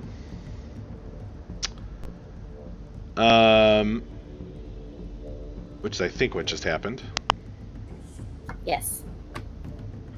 Mine's not showing up in the turn order, and I'm not entirely sure why. Did you forget to select your character before clicking the initiative button? I made sure that I did, but I can try again. No, I'll just add you a turn, and you can just edit it. I don't know why it didn't work, but sometimes that happens.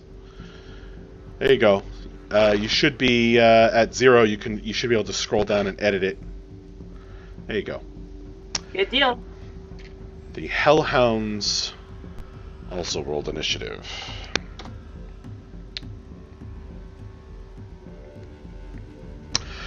The first to freak out at the sight of these burning hounds, flames and smoke curling off of their bodies.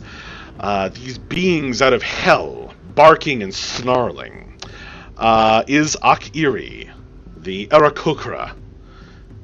Akiri, you're still standing with your hand, like, just passing through one of these ghostly tree branches, and then all this crazy stuff happened. Aquitus ran over there, he cast a spell, that triggered something. Go. I probably was watching him do this the entire time. So, Sacred Flame on the dog. But 1 sec, my internet's being dumb, and so it's roll 20, so 1 second. That's okay. Your camera did freeze in roll 20. Yeah, it's the entire website is frozen up for me. Oh no. Do you want me to roll an attack for you or something? Please, that would be great. It's just a Sacred Flame. Oh, well then you don't need to roll anything. I'll just roll. Oh yeah, I mean damage. I think Okay. it's a D. I will check while you are refreshing your page. Do you know what type of damage that does? I really want to say Radiant. All right. It's Fire or Radiant. I assume Sacred Flame is radiant. Okay. Thank you. Well, that hound out of hell got a total of 10 on his dexterity saving throw. I think it's a 14. Then he will fail and take 1d8 damage, which I'll roll. While you're... Oh, man. I only got a 2. That's alright. I've only had one good Sacred Flame roll so far this entire campaign. Well, that'll save the next good roll for you. It'll be that much better when it hits for something huge. That's The radiant damage does strike the hound and seems to hurt it, but it is a massive, almost as high at the shoulder. Its shoulder is like above waist high on Equitus, and it's bound with muscle, and it doesn't seem to. That was a pinprick, although it did feel it. like a bap on the head or something. A radiant bap on the head. Equitus. Oh wait, are you moving at all, Akiri, or doing anything else? Nah, I'm just gonna sit there and stare. Okay. All right. You're standing by the strange ghostly tree, and it's Equitus' turn. Alright, Equitus is going to put his thumb and forefinger together, stretch out his hands in the direction of the dog, and utter a word in Infernal, something like and oh, something like that. Right. And cast Burning Hands. A 15-foot cone of fire stretches out from between my fingertips, aimed at the dog. And he has to make a dexterity savings throw. Each creature 15-foot cone must make a dexterity saving throw, and my spell DC is 13. Spell save is 13. All right. So you put forward your hand, you speak these words of powerful magic, and whoosh, the flame rockets out. I will say, I'm not going to roll. The hound doesn't even move. It doesn't even flinch. Really? The flame brushes over its skin, and its open, barking, growling mouth, which too drips with red-hot coals, red-hot glow. And it is untouched. Not a single hair was damaged by that attack. Well, that is not cool, dog. And if I move now, he's going to get an attack of opportunity. Not as long as you stay next to him. I guess sort of the point.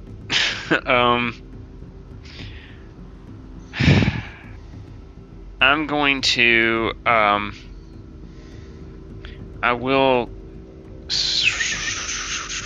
just gonna stay where I am. Yeah, I'm done.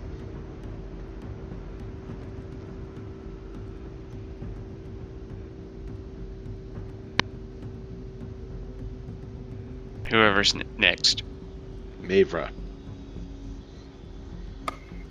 Did you explain what this symbol is here on the other creature? If you're picking, I'm not seeing it. This creature? Yes. Well, you can't actually see that creature from your current position, but that is to remind me that Equitus cast command and said calm upon it. Oh, okay. I think I'm just gonna move over here next to Aquitus, if I can move next to the tree. Okay.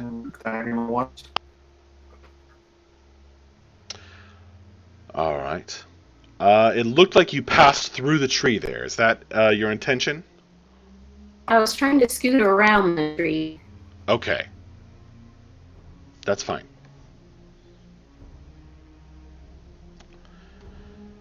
Let's go ahead and attack. Is Danielle breaking up real bad for anyone else, or just me? She is getting kind of robot-y. A Yeah. little bit. I'm trying to say that again. I'm going to go ahead and attack. All right. Bring your hammer down upon this burning hound. Done. 21. Wow. The hammer strikes home. Roll damage. All I imagine is the opening riff to Master of Thing. Impressive. 10 damage. A quite powerful hit. It flinches. It did try to dodge that, and failed. It flinches and looks at you. That hurt. That hurt indeed. I think that's the end of Mavra's turn. So, they will now go. Okay. The one that has taken a beating so far is going to step out of the circle, its claws clicking on the stone.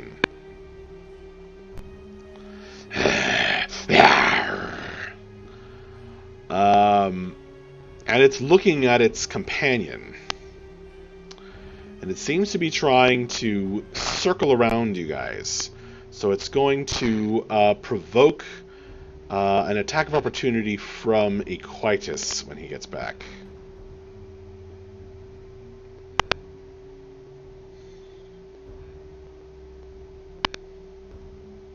Hey, Equitus.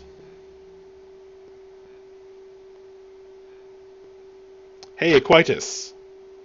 Yes. Are you armed? Am I armed? I have a dagger. Are you currently holding it in your hand? Yes. Yes. Why? Yes. Probably. I don't imagine why I wouldn't. The burning hound just left your threatened area, so you get a free attack upon it with your dagger. Ah, okay. Cool. All right. How about a crit? Oh my god! This is where I'd play your Oh yeah, I need to send something to you. Yes. Signature song. What is the word I'm looking for? Theme song. Right. If you did have one. Nice. Alright. Amazing. A critical strike. You thrust your dagger into its burning coal of an eye, striking sparks from its hard, dark skin. It lets out a yelp as you deal 5 piercing damage to it, damaging the cornea. Well, it is only a dagger. Yeah, I mean, that's fine. That is impressive. It quite is. Dagger Master. However, it's circled around and seems to be trying to surround you guys. Mavra is getting an attack.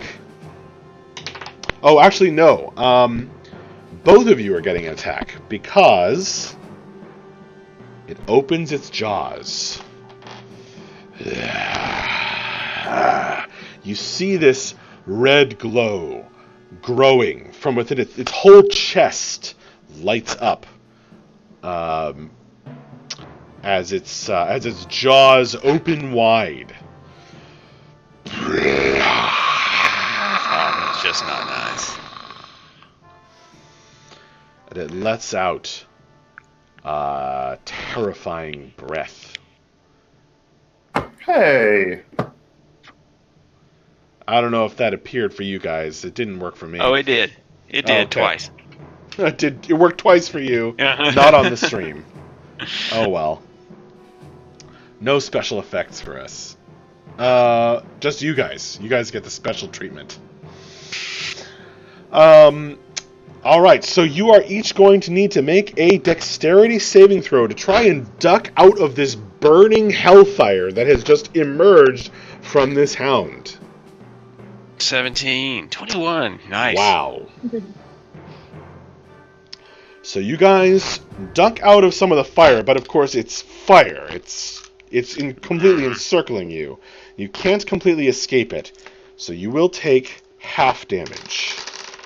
And this is fire damage, so if you happen to be A lot of dice. resistant to fire damage, then you'll take half again. I am. All right. So you are each. You both made the save. So you're taking half of 22. So half of 22 is 11. So Maver's taking 11. Aquitus is taking half again of that. Hey, the fire just started working on the stream. It just took a long time to load. I'm probably going to get a second one in like 5 minutes. You probably will. And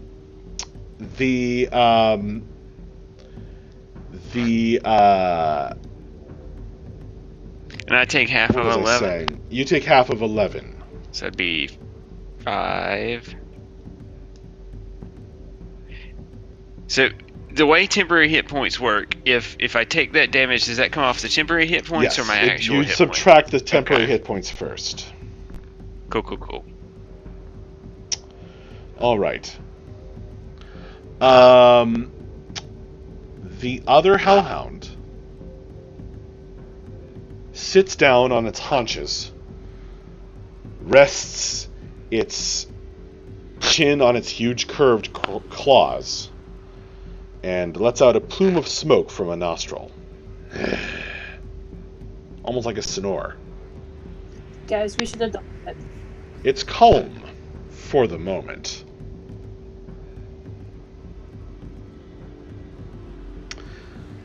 Because that is the magic.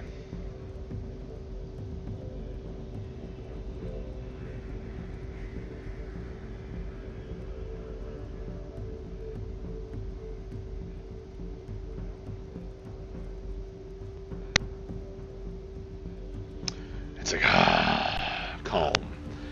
But then it blinks and looks around like, what just happened?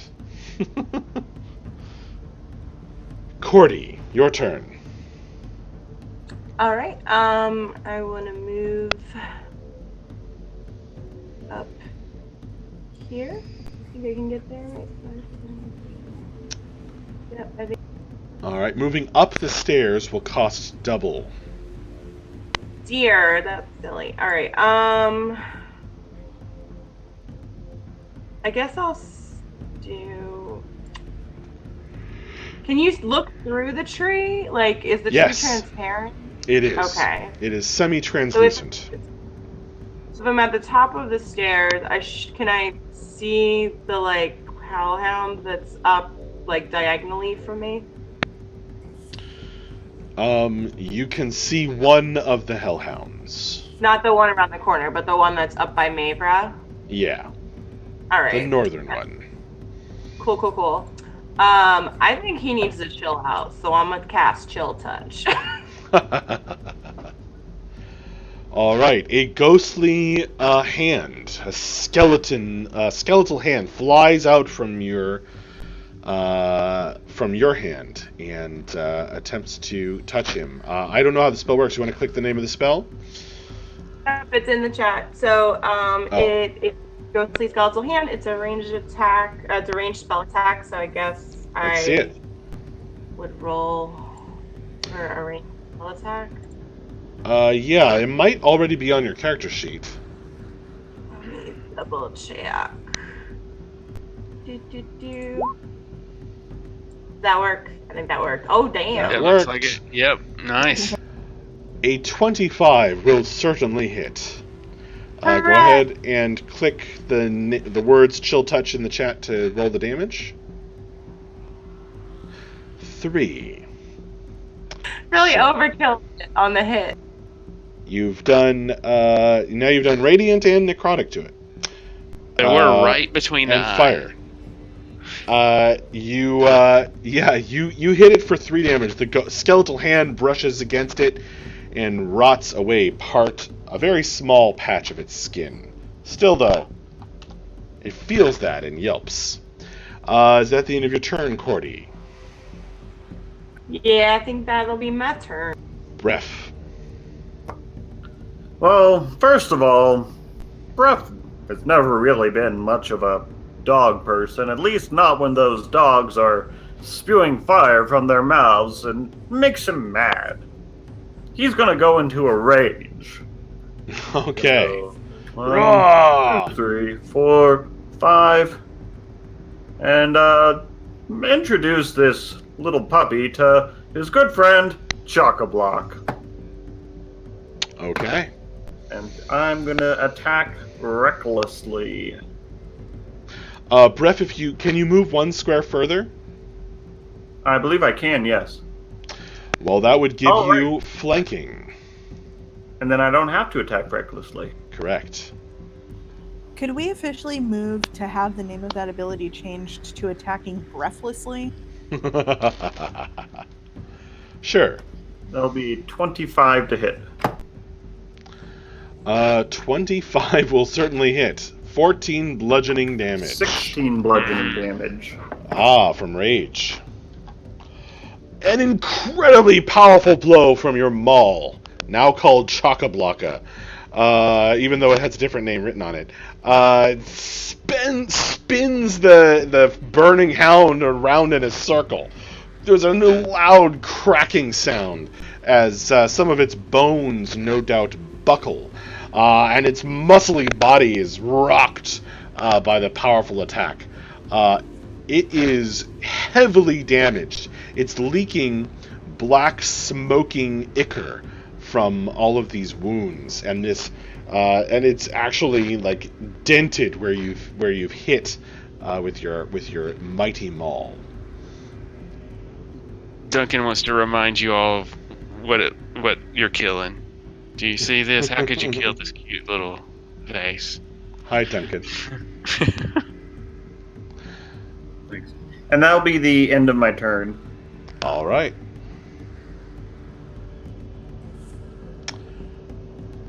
Next up is Krim. Okay. So I want to move as close to the beast as I can get. All right. Not sure how close that is. Okay, so just each square is 5 feet, and you have 30 feet of movement. So if you just move yourself 1, 5, 10, 15, 20, 25. I'm just not sure since I have to take like double moving through characters, or I'm assuming this tree. You do not have to move double through the tree. Okay, so only around Akiri. Gosh, you right click to break up your movement, right? Yeah. Okay. So if you click and drag, if you click your character, hold it down, right, and then move it, and then right-click on a spot,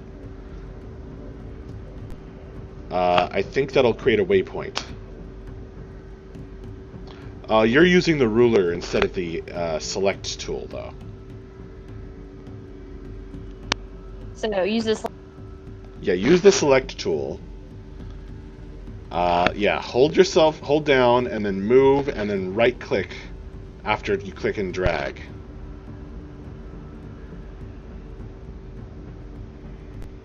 I have no idea what I'm doing. I don't think that worked. Don't worry about it, though. Because I think you got it. Man, it would be nice if it did work. Do you see that?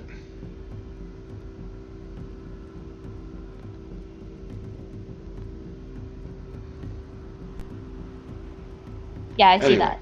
Anyway, that's how it's supposed to work. But whatever. You end up over there. Now, as soon as Krim walks through the translucent, ghostly tree... Oh, dear Lord.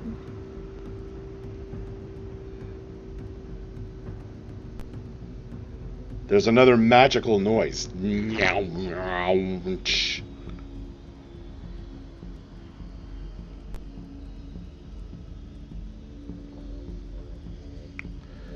and another magical circle appears.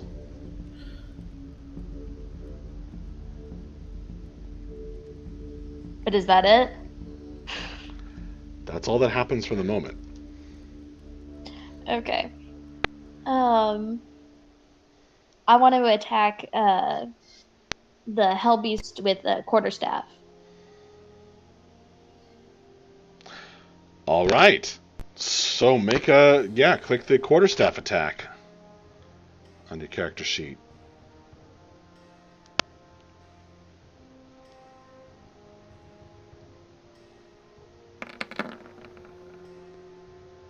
Erg. Too bad. Got a 4. A 4. Unfortunately, your quarterstaff attack, although you strike the beast, it's against a particularly tough part of its body, and it is not going to harm it.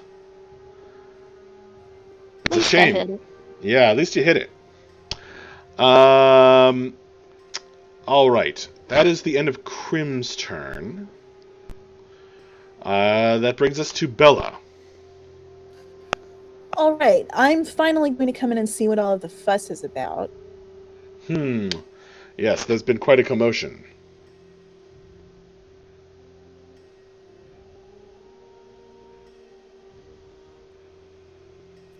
I guess I move right there. And All right. see the dog and the weird glowing tree. And I guess I'll use the rest of my turn to draw my short bow and my arrow.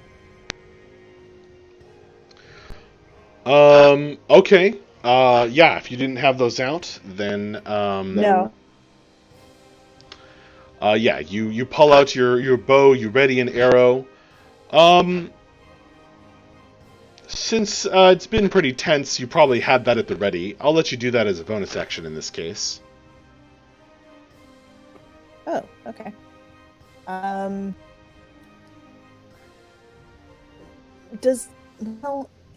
in that case, I guess I'll move a second time over here. Using your action to dash.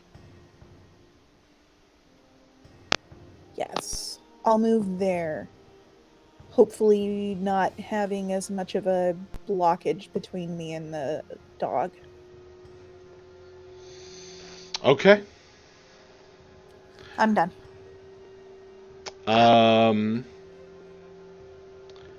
Yes, you are. All right. Curls. It's top of the initiative. Your turn.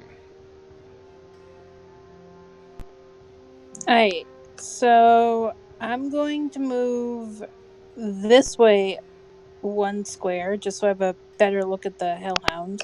You can see the burning hound. And we're just gonna do Sacred Flame again. Okay.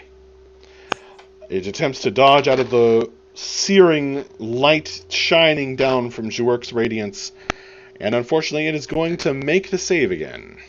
Dang it! Alrighty. Or, I guess it didn't make it before, but it is going to make it this time. And not take any damage. It is on its last legs. It is trying to hop and skip out of the way as much as possible. Alright, cool. I forgot to say... Crap! No, I forgot. Damn it, I forgot. Paper was so low. Dang it. Never mind. Okay, never mind.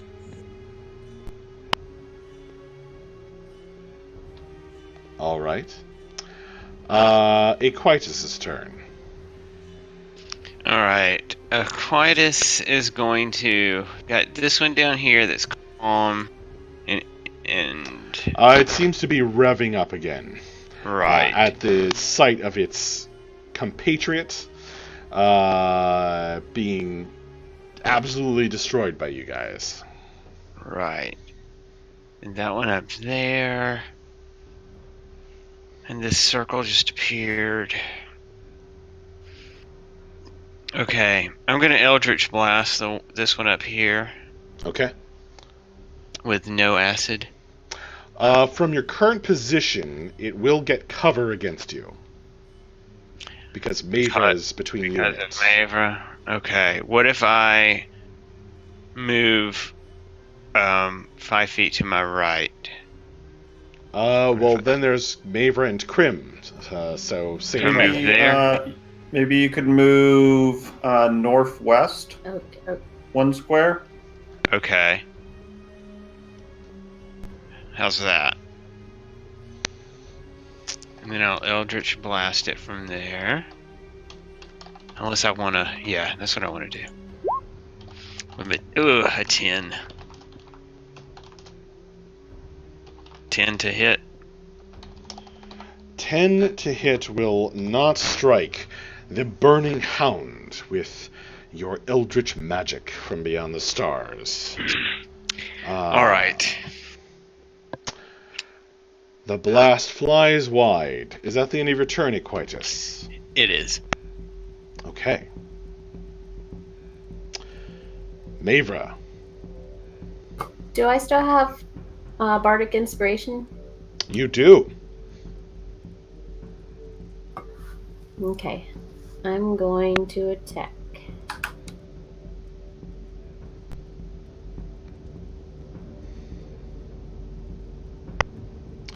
Now you are going to have advantage.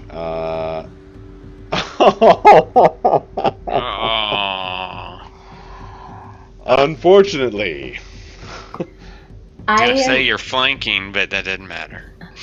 I have Action Surge, so I'm gonna attack again. Oh, nice. Good The one. fighter breaks out the action surge. And Bardic Inspiration. And Bardic Inspiration And on so top she's of advantage. I was How gonna much say, is the how much is that again? Bella? Bella, are you there?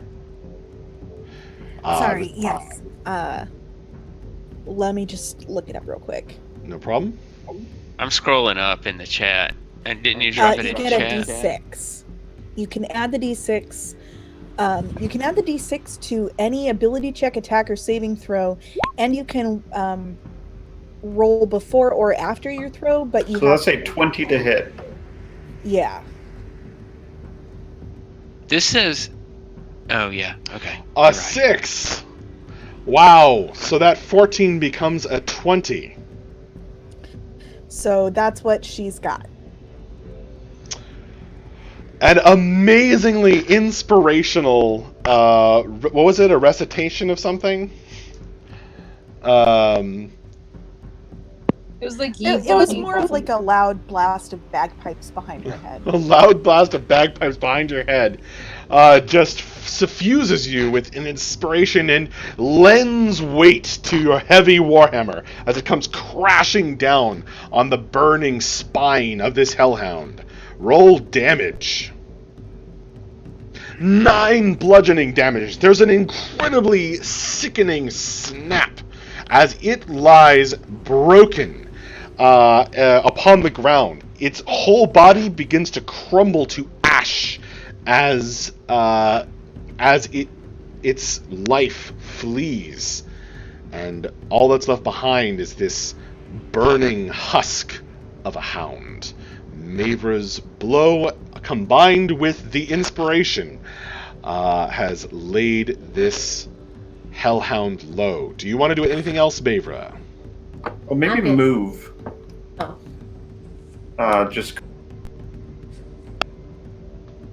You could back up towards me.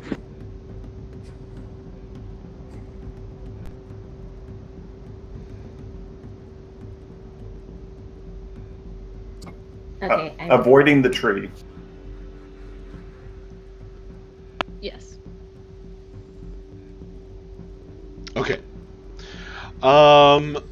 This other hellhound that has been calm by command of Equitus shakes that spell off, seeing its compatriot slain.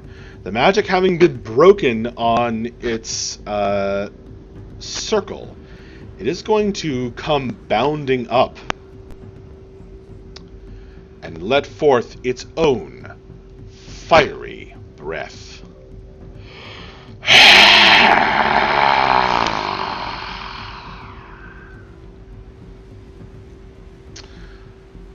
The rushing. Is that breath going to hit breath? The breath is going to hit breath. The roaring fire is going to rush over you all. I know Aquitus has resistance to fire. I think Krim does too. Yes. I've also got something else in mind for this sucker. I'm going to cast Hellish Rebuke on it. Okay. Can you make that spell appear so that we can double check it's not only on attacks, it's... Oh, yes. Oh, yes. Let me click on it. I clicked on the wrong thing. That ought to bring it up. Nope, that won't bring it up. Apparently not. I'll copy and paste what I have on it, though. Hang on just a second. Just read it and see if it happens whenever you're damaged or something. Okay. Creature that you point your finger, and the creature that damaged you is momentarily surrounded by hellish flames. All right. Well, so dexterity saving throw. Would you please roll? Yes. Yes, it is. Your hellfire is going to strike the hellhound in a moment. But a dexterity saving throw from the three of you, please. Bella is just out of range. Bella's very good at being just out of range of the monsters. I'm gonna go out on a limb and guess a 7 does not work.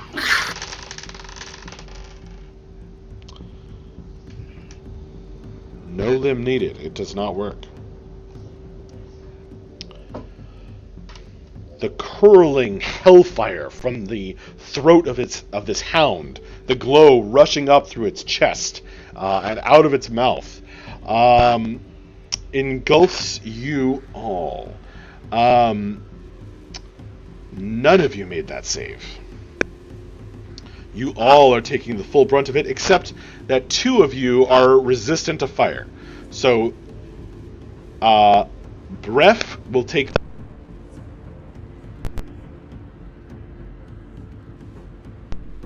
Didn't he just cut out for everybody else? Yeah, I cut out. That was the headset. Bref will take the full 21 damage.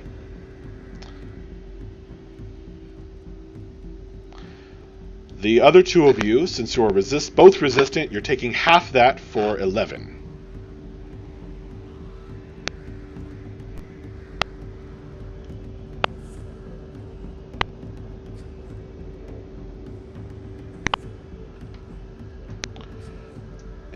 Fire damage is applied, and the hellish rebuke. Oh, that hurts bad. It does indeed. The very fires of hell rushing over your skin and burning you. Go ahead. Let's see. Hellhound breath. Yes.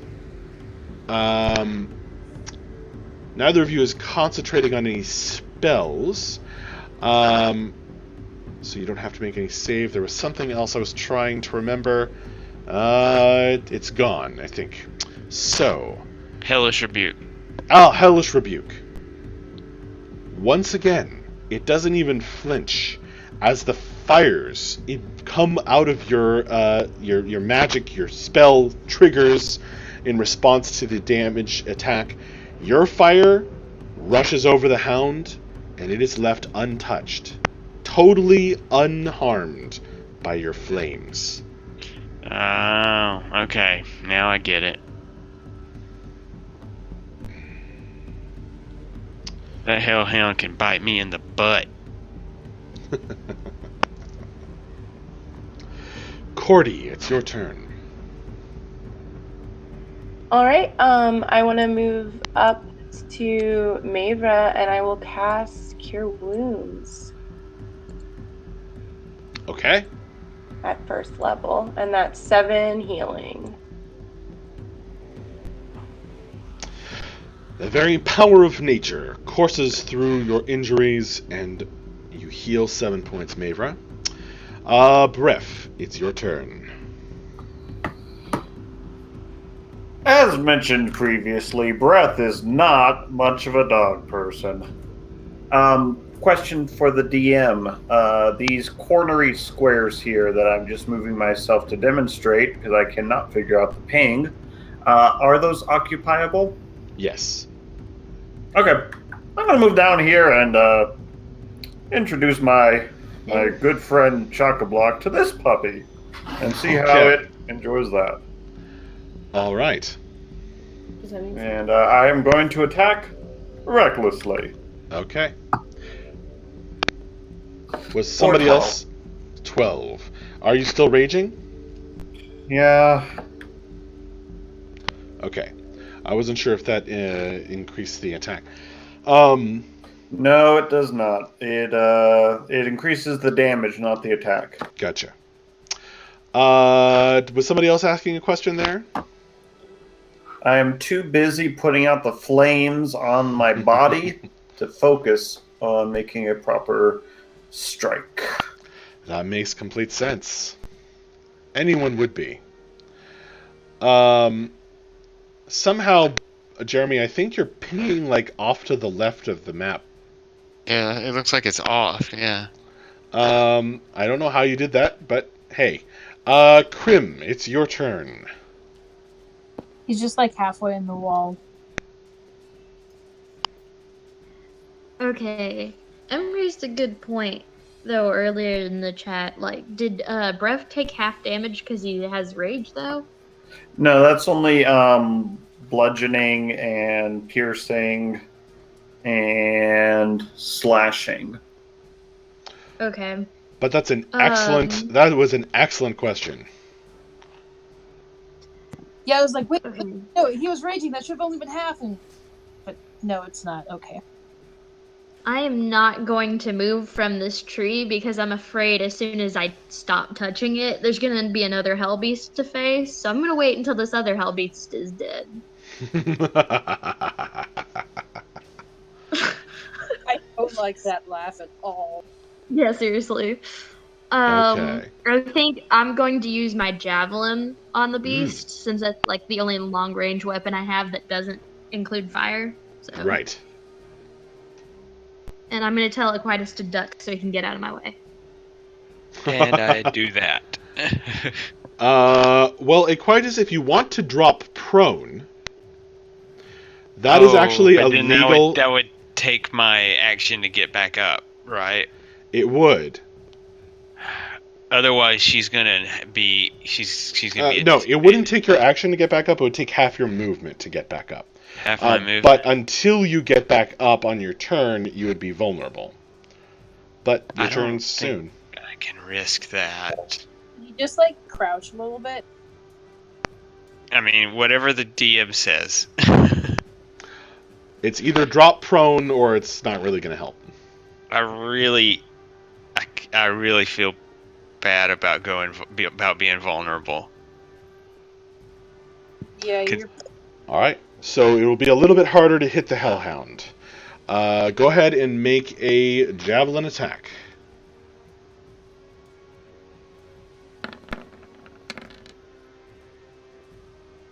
Please.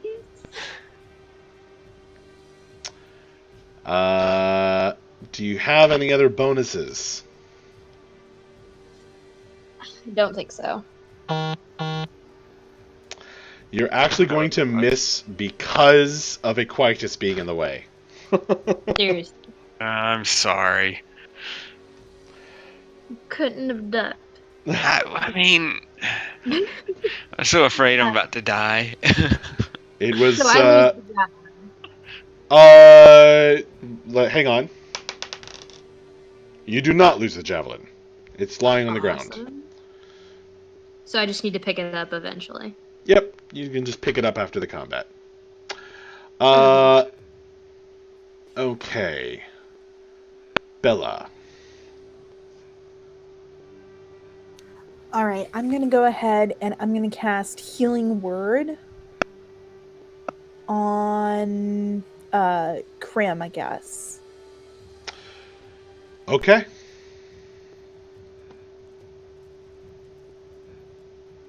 Personally, I do it on Equitas just because he's closer, and I think he's Yeah, lower. I would don't cast it on me because I can't move it right now. Oh, okay. On Aquitas then. Okay. Lots of healing Thank you words very getting thrown around. So it's gonna Well, be it's, full. it's a distance healing spell. Yep. All right, We- so that's 4 healing. That's not Hey, amazing. that's I'll take it for sure. Thank you. We need Emily to make a bird is the word joke here of some sort. No, baby, I'm sorry. I'm failing. That's okay. I put you on the spot. 4 points of healing from the words of your bard. Bella, are you doing anything else? Okay, here's one. Bard is the word. Bard is the word. Nice. Excellent. No, I'm not going to do anything else. Okay. Ak-Iri, it is your turn. Alright. Everyone's so squished together. Wait, no, I can make this. I think I can make this. I think I can. Okay. I'm gonna try to jump up into the square right behind Equitas. Okay. Yeah. I think I can make that. It looks like I can.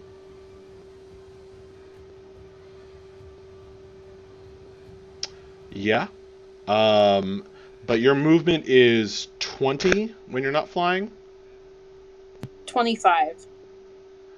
Ah.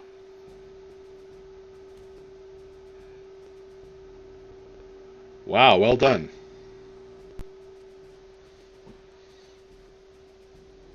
And then I'm gonna cast Heal Wounds. Sorry, Cure Wounds on Brev. Okay, you touch breath. And for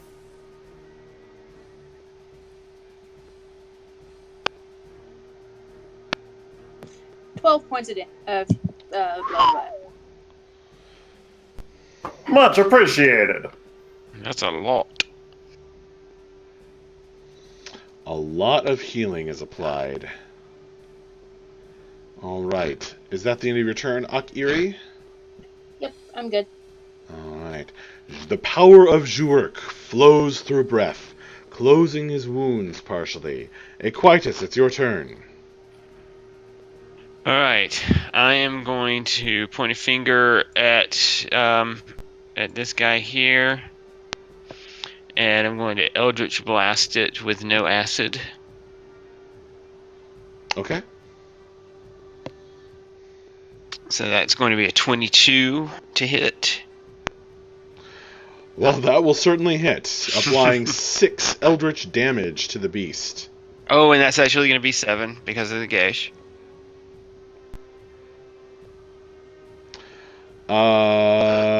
Okay. I know I sometimes forget it, but every time I try to remember it, I say it. Now, correct me if I'm wrong. I think this is the first actual damage this Hellhound has taken. I can't remember. I believe that's correct. I missed might it. be right. The Javelin missed it. The Hellish Rebuke did nothing. So I think that's correct. Mavra, your turn. Okay, I'm going to hesitantly move closer and attack.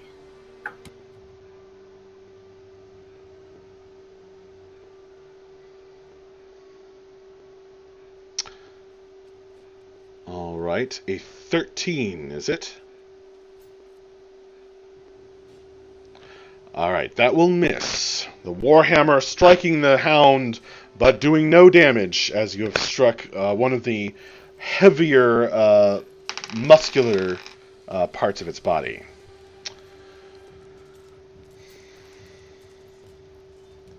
All right. The hound will now take its turn. It's like, you can see the forges within its chest trying to summon up another flame, and they do so. The glow erupts forth once more.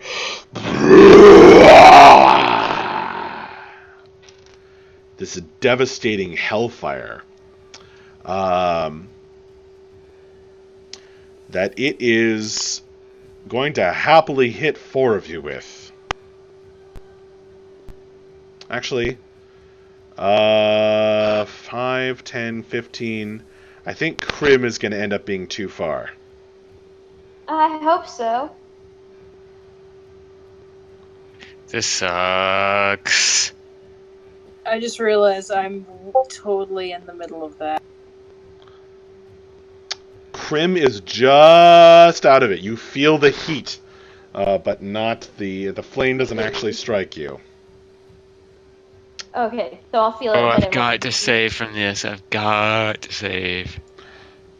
Oh, shit.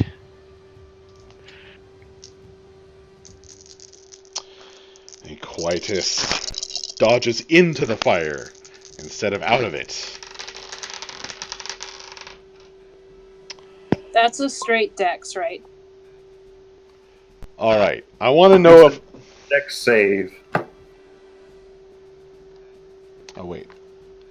Okay. So I rolled incredibly low, and just so a Quietus doesn't think I'm going easy on him, I'm going to try and pull my camera over to show you the roll. Okay, so there's 1, 2, 1, 3, a couple of 5s. Yeah. Okay. This flame sputters a bit. And does not burn quite as hot as before, although it still hurts quite a bit. Akiri made the save, so you're going to take half. Equitus is going to take half because of his fiendish nature. And Bref made the save. Bref made the save, just barely dodging in the nick of time. He's like, oh yes, this hurt last time. I dive even closer to the wall. You just flatten yourself against it. So you're going to take half as well. So all 3 of you are taking half of 17. Rounded up, which is 9. I'm out. Out, but not completely dead. Yep. Not quite dead. Did that just barely knock you out? I had 7, so it knocked me out Okay. plus 2. Okay. Equitus is down for the moment. Though the hound, if it could laugh, it would. And it is going to, as Equitus collapses, it's going to rudely step on him. And This is why I don't like dogs. turn toward Akiri. Instead of the biggest threat, which would probably be Bref, it's turning toward the easiest prey, as this is a evil-natured dog. I'm pretty sure Mavra would get an attack. Oh yes, Mavra gets an attack of opportunity. I really hope she squashes it. Nice. She does get an 18, which will hit.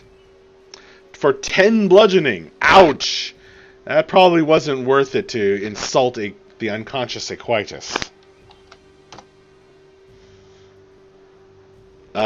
Cordy, your turn.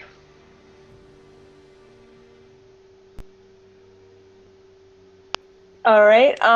So I want to move up as close as I can get to Aquated. I think we're good. 10, 15, 20, 25. Right here.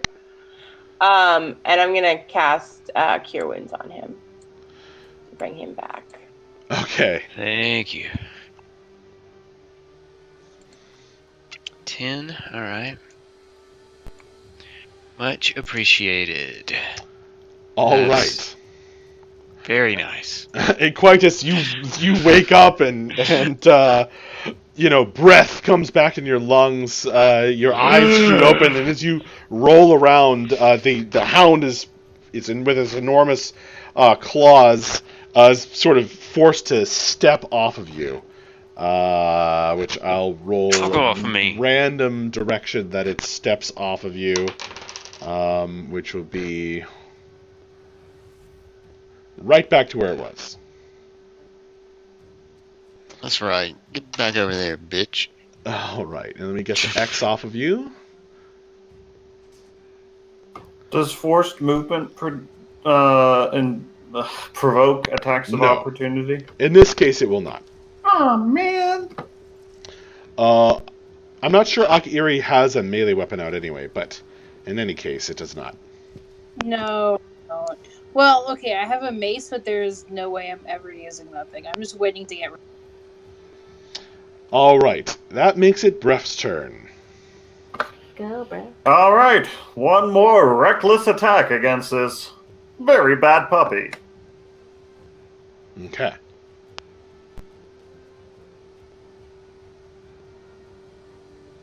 That's more like it. Wow. A 23 will strike as the heavy maul hammers home. Not that it matters much. I just remembered I should be getting a +1 to these attack rolls because I'm over half health. But it doesn't. No, wait, never mind. Forget that. No, it's already added in. I need to remove it because I'm below half health, is what I meant to say. Yes. Yeah, so it's a 22 to hit. And actually only 9 bludgeoning damage.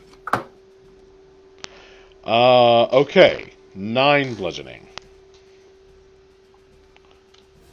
Not 10. Because of the maul's ability. Gotcha. So If Bref... anyone is watching, my maul gives me a +1 bonus if I have over half health.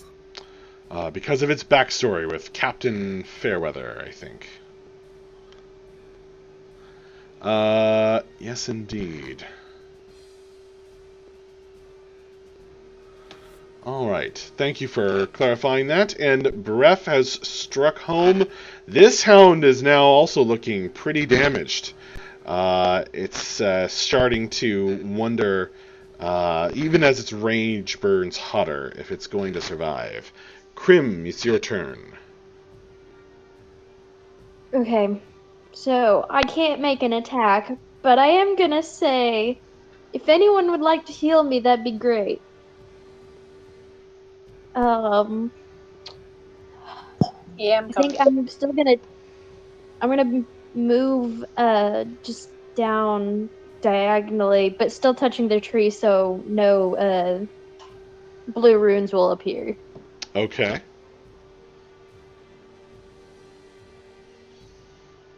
So The blue runes hopefully, appeared when you touched it. You expressed the suspicion that a hound would be summoned if you were to stop touching the I tree. can't hear anything. Oh. I heard you, but It doesn't matter. My connection's just bad. Nothing. I was just repeating what you had said, essentially. Okay. Krim, I guess your turn is over? Yes. Okay. Bella. All right, I'm going to cast another healing word, and this time I'm going to direct it at Krim, Okay. and nobody can talk me out of it. wait. No, just I kidding. was gonna say, actually, because I'm not particularly in range, maybe Bref or Akiri. Well, I would like to be healed. I mean, they probably need it more than I do, because they're still facing off against the Hellbeast. I mean, did you not just Trying to be say, nice. could someone please heal me on your last turn? It's okay. I've got a couple tricks up my sleeve, so Okay. just take.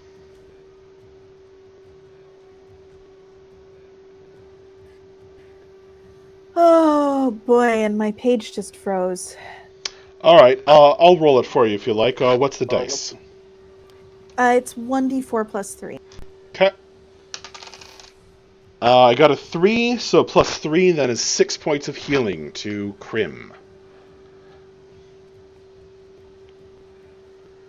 Bard is the word. Indeed. What a pretty word And it that's is. my turn. Okay. Bella's turn is now over. Ak-Iri, it's your turn. Okay, so I'm gonna do something I haven't done before. And I'm going to channel divinity. Yeah, we're gonna do that. So, it's an action, and it's not. I don't have the full thing up on Roll20, but I do have it up on D&D Beyond. So basically, I'm going to use the Preserve Life one, which is as an action you can use Channel Divinity and present your holy symbol to restore up to 10 HP divided among any creatures within 30 feet, up to half a creature's HP max. Wait, what is this? It's Channel Divinity, and it's something I get as a cleric. At second level? Wow. Yeah, it pops in at second level. That's pretty great. Yeah, I have another thing, but I'm not going to use that yet. So, I have 10 healing points, and I'm going to give 4 to Breath, 6 to Breath, 2 to Quietus, and 2 to me. Okay. Sweet, thank you.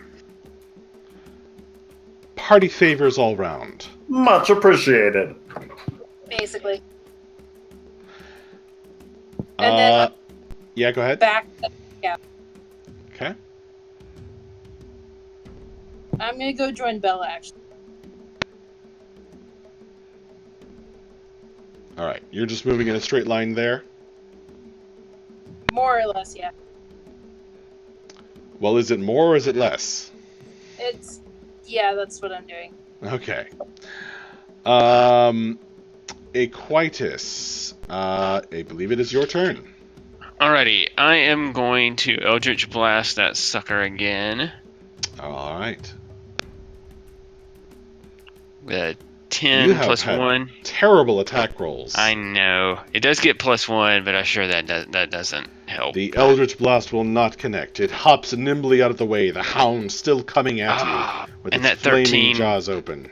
That 13 would have been so nice, too. I know. Oh. And I'm going to stay where I am. Okay. Mavra.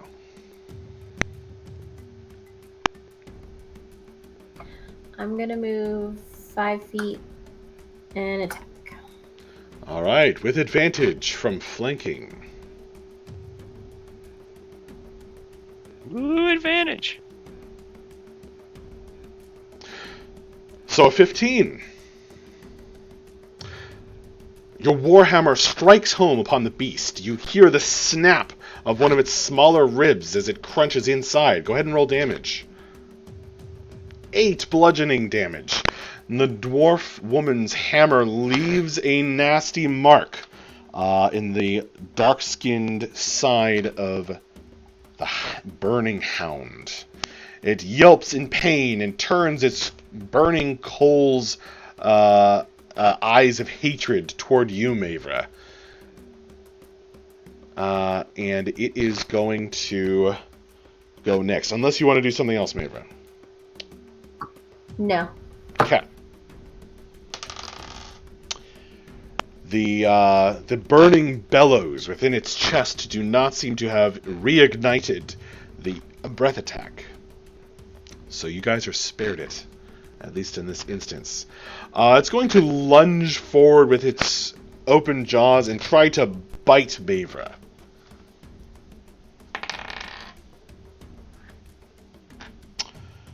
That is an 8. I assume that doesn't hit. What kind of armor do you have, Mavra? Chainmail.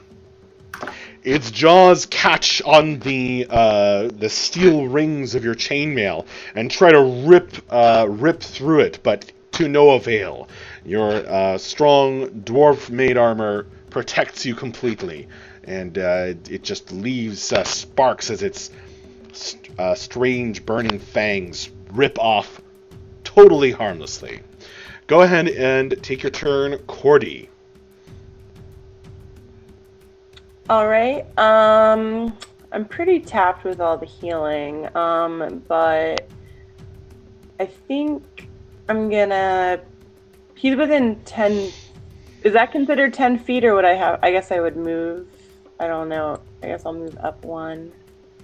And I'll shoot some poison at the dude. All right. Poison spray? Yes. All right. I forget if that's an attack roll or if I make a save. Looks like a Constitution save. Let's see how tough this guy is. He's pretty tough. He gets a 17. Bummer. So he will not take that 7 poison damage. He resists it and snarls at you. Let me double check and make sure it doesn't half it. If it doesn't, it's Bref's turn. It just says it must succeed, so I think. Thanks to my good friend Maver over here, I'm not going to attack recklessly. So that's going to be a 12, which I'm guessing... A massive ball comes crashing down and snaps a flagstone, but does not harm the hound. Anything else, Bref? That'll do it. Krim, it's your turn.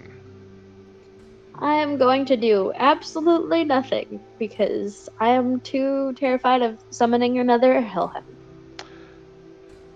All right. Krim looks at the ghostly tree and simply waits. Bella's turn. All right. I guess I'll use my last spell to heal. Oh. I guess I'll heal Bref. All right. Bref, a healing word is applied. Do you need me to roll again? I don't think so. I'm trying to pull it up right now. Take your time.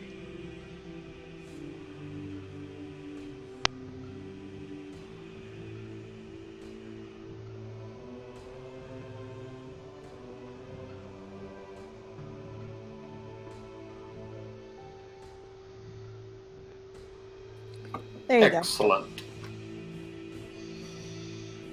6 points of healing are applied to Bref.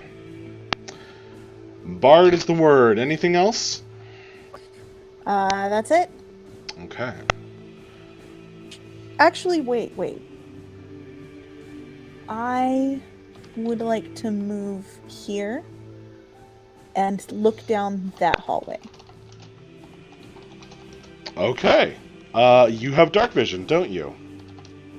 Yes, I do.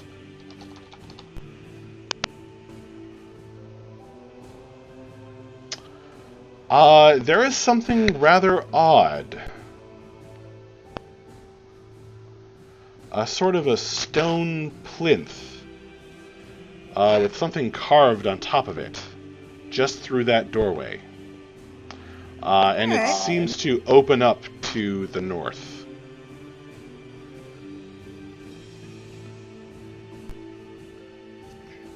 All right. Noted.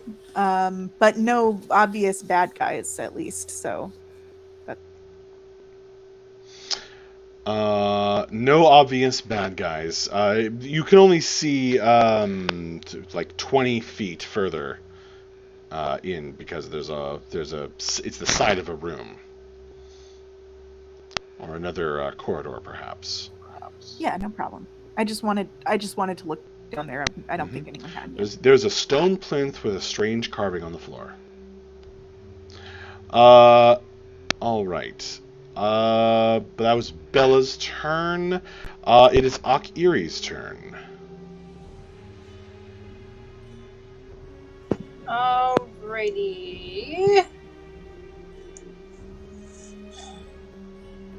I don't know.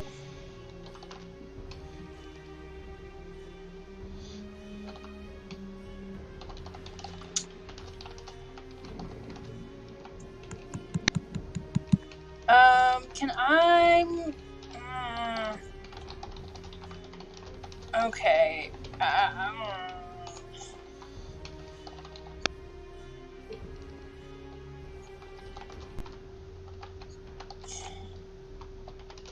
Not sure what I can do. I want to save the last spell slot. And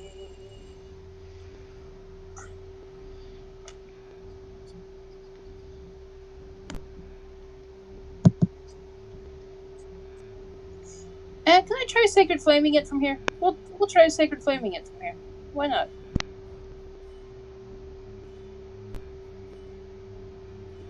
Okay. So yeah, Sacred Flame, I guess.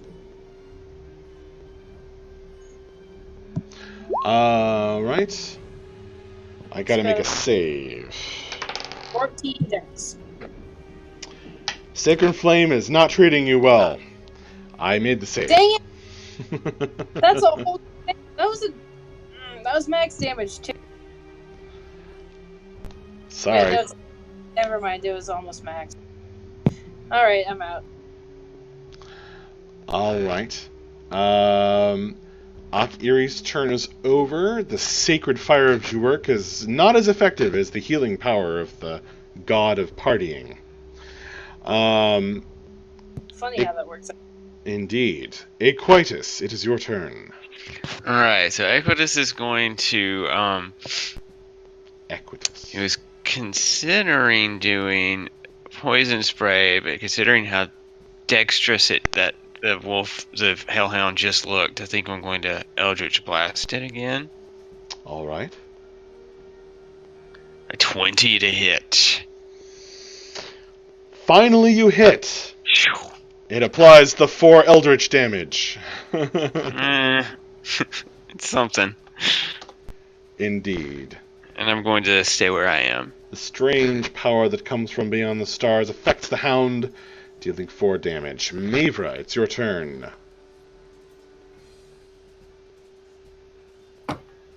Attacking. Alright. Roll damage.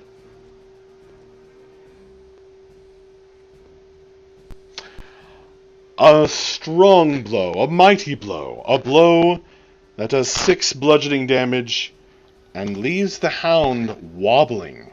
It's barely standing upright. It's bleeding from many wounds. It's been struck by all kinds of attacks.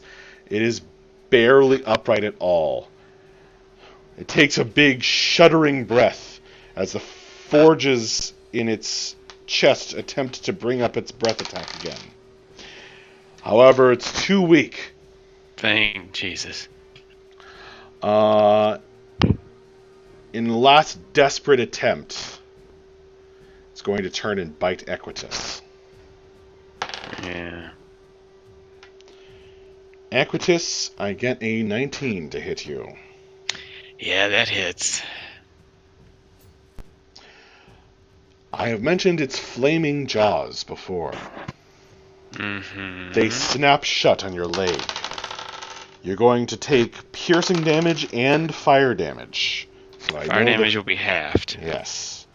So, you will take 5 piercing damage and 7 fire damage as the jaws snap shut, wreathing your skin in flame. That 7 is already halved? No. So it's 4. Okay, so 5 plus 4. Okay. Yes. It shakes as its jaws, its fangs rip free of your flesh, spreading your blood and setting it on fire. Cordy, it's your turn. This thing is barely standing. Alright. I guess I'll try chill touch on it. So let me get to the right page.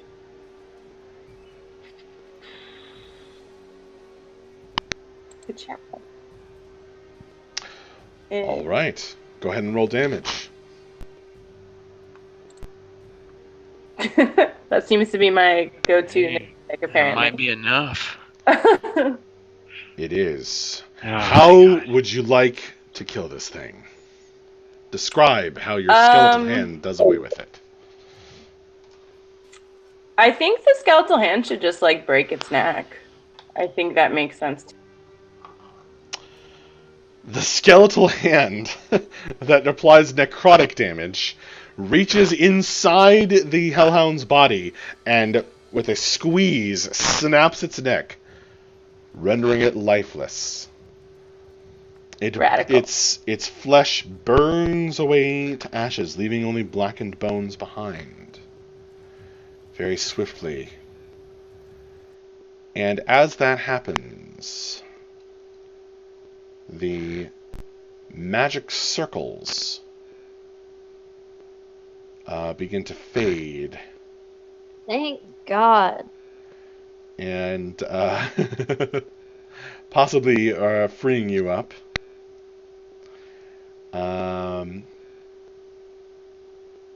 So I think moral of the story is don't touch that tree. That might be something to keep in mind. I think the moral of everything in D&D is don't touch that. Don't touch anything. That's fair. Make sure you lick everything, though. Oh yeah, you still need to lick Thront. That's right. Or Thront. Kront? Kront. No, Is that it- I lick. I lost my place with the... yes, that's it. The catacombs. There we go. Alright, yes, the magic circles have disappeared. And the tree, while it doesn't disappear, it fades further, becoming more translucent than before. Interesting. It's just not the tree it used to be. Well, the tree was before. I'm gonna pick her javelin. I'm sorry, I couldn't, we didn't catch that. The mic, Can you hear me? yes. Krim is gonna go pick up her javelin. Okay. When you leave the tree, nothing happens. My God. But kudos for your smart play.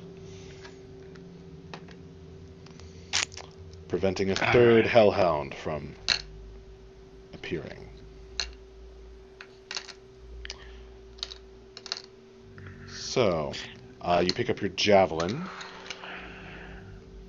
What do you guys want to do now? You have been victorious. The sound of battle fades. Guys, I don't feel so well. That last dog bit the crap out of me. Well, Yeah. as long as we're, going around touching a bunch of cursed objects, it looks like there's some kind of creepy altar down this hallway. Really. Oh, that's wonderful. I don't want to go creeping around stuff like that while I feel like this. And in fact, it might be a good place to rest. Might be a good time to rest. Yeah, maybe even just really confuse our new work friend and go up and say, we just slept for 8 hours? We're going to sleep for 8 more hours now. Yeah, you've been down here for maybe an hour between exploring and discussing things. You could, however, take a short rest. Yeah. Short rest would we would get to spend a hit die. Yeah, I agree.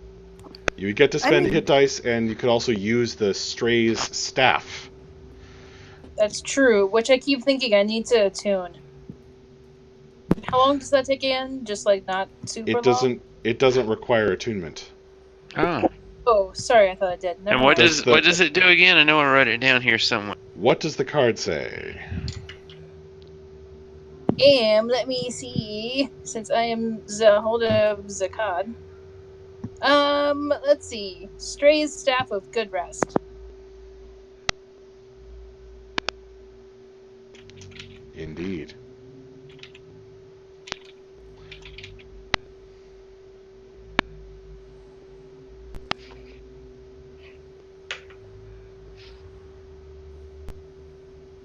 When you did. Sorry, I was. So it adds something to your hit dice when you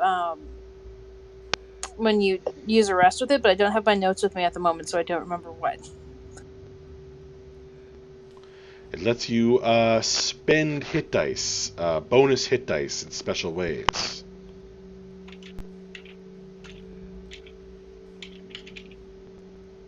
Okay. Yeah, I'm gonna give it to him because he could use it the most. Who? You. Oh. Okay. And But is that basically it works that you just, as long as you're holding it, it gives you extra it gives you a bonus to your hit dice or something like that. For extra. It gives you an extra hit die to spend when you do a short rest. okay. It also lets you spend hit dice to get things back that you wouldn't normally be able to get on a short rest.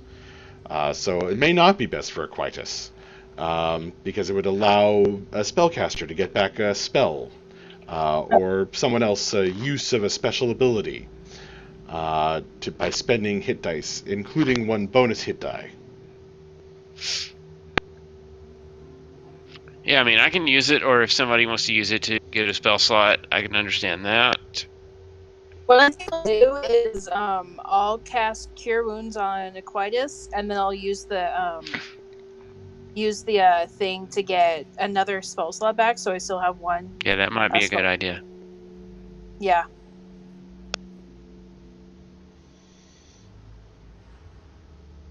So, Alright. here's some heals coming your way, my dude. Well, hang on a Slowly. minute. So you guys are going to stop and rest? Is that what you're doing? At least Yeah. a short rest, yes. Okay. Where are you going to do that? Let's go Where down are and you maybe to thinking? this little cubby hole down here. Yeah, that's nice and defensible.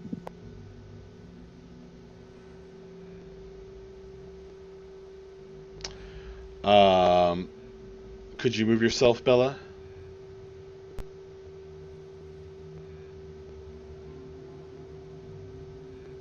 Okay.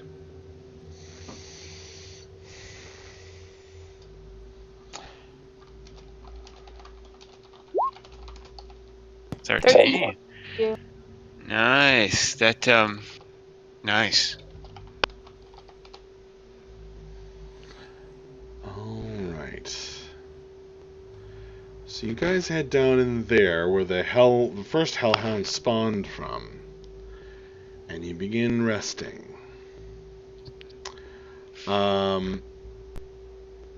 The Staff of Good Rest helps you guys as you sit here in this dungeon for an hour, catching your breath, binding up wounds, and perhaps unexpectedly, the Staff of Good Rest helps all of you. Oh, sweet. So all of you can spend hit dice to heal, which are on your character sheet. You also can spend one bonus hit die, so one more than you actually have. And you can spend a hit die to get back one use of something. So a spell slot, a use of a special ability, something like that. So you could spend that. You could spend it for that instead of rolling the hit die for health. Okay, so you can all spend 3 hit dice instead of 2. Can we, if we converted the hit dice into spell slots, we only can convert one though. Is that right? 1 level of spell slot per hit die spent. Oh, okay. So we could theoretically get 3 if all we spent. Well, okay. All right. If you spent none on healing, you could spend all 3 hit dice. Okay. All right.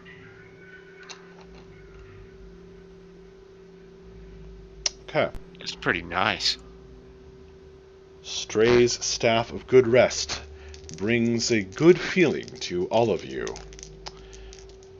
However, as you rest for an hour in this place, I'm going to roll to see if anything wanders by.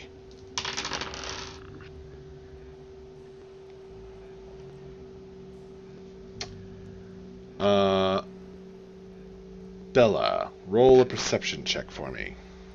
Crap.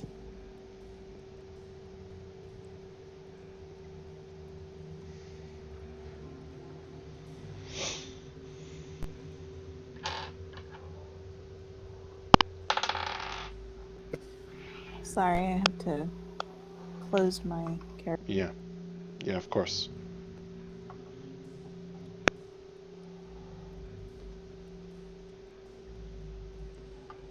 A 6. Well, that's not amazing.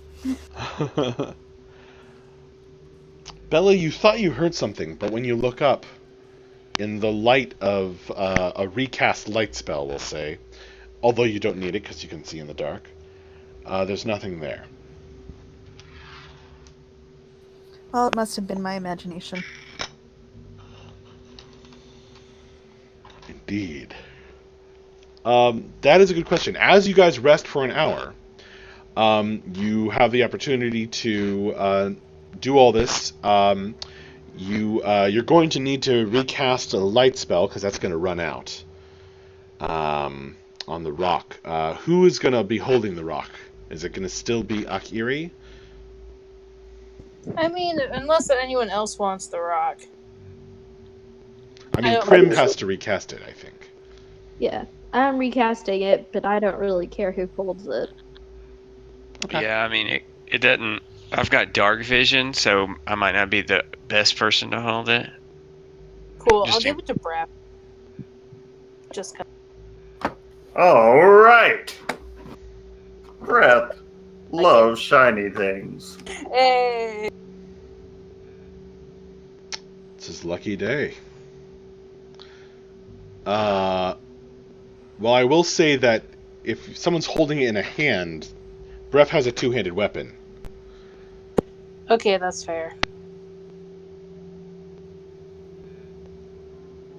He can just If anyone has any like ribbon or string, we could tie it to his head and make him a little miner's hat. That's true. I think most people have rope. I also can just like make vines and stuff if we really want to get fancy.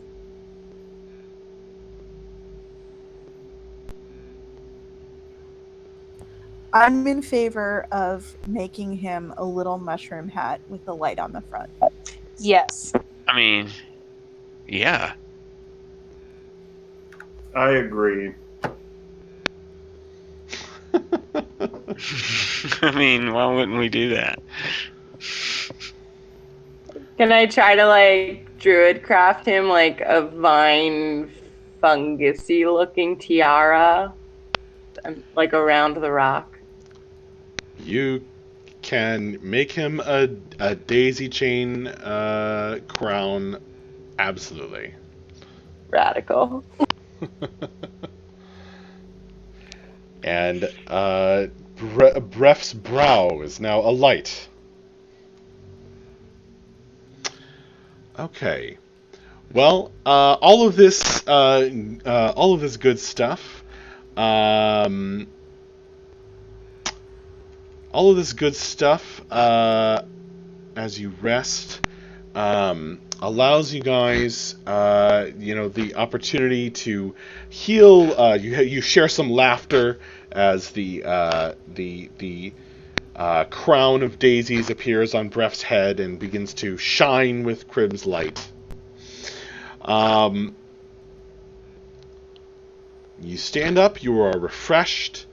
You've spent hit dice either to heal or to get back spells or abilities. Now what? Well, I guess we could push on. Yeah. Let's check out that room, I suppose. Or unless we want to check out this door down here. I think I can use Mage Hand to open it from a safe distance. That's a good idea. So what do we think? Room to the north or door to the south? I mean, better the devil that you can kind of see part of than the one that you can't see any of. Mm-hmm. I can definitely see that. Sure, let's check out the creepy altar first. Alright, we want to go in our usual kind of marching order. Bref and Mavra, and then me and whoever wants to be behind them. Sure. I'll follow behind you. I'm happy to be in front. I'm stepping away for a second. Cool.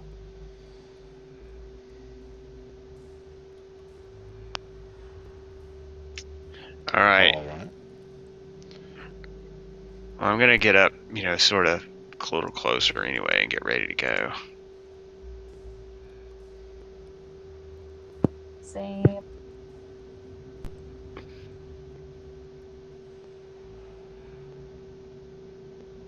Oh, no. Yeah, that's right.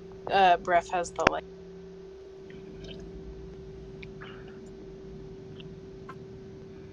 Weird thing. Oops, sorry. Go ahead. No, never mind. I changed my mind. I was gonna cast something, but I decided against it. I was also going to say that slightly weird thing. I could also just turn into a small creature and try to scout the room as a mouse or something.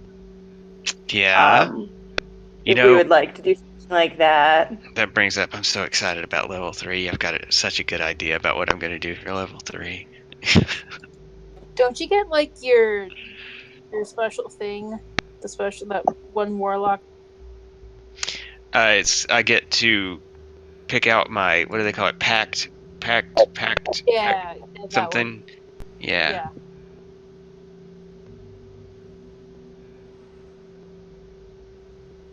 I'm mostly excited for level 3 because I get an extra spell slot and level 2 spells. That's great.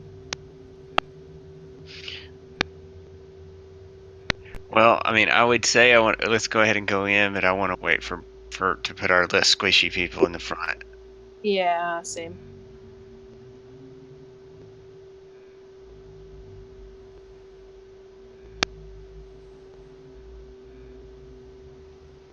And I also want to know, is the helmet over here, is it attached to the ground? Is it attached to anything? Oh, right. There's a giant helmet in the room. Nobody has done anything but inspect it. Yeah. Kind of afraid of it. It seems to have been laid atop the sand and stone. Hmm.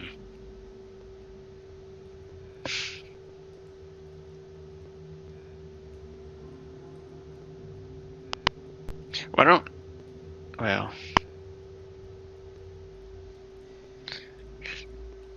don't want to do anything with it yet. All right. I guess we're waiting for Jeremy to return. Right. I want him and Mavra to be in front. I think that's our idea here.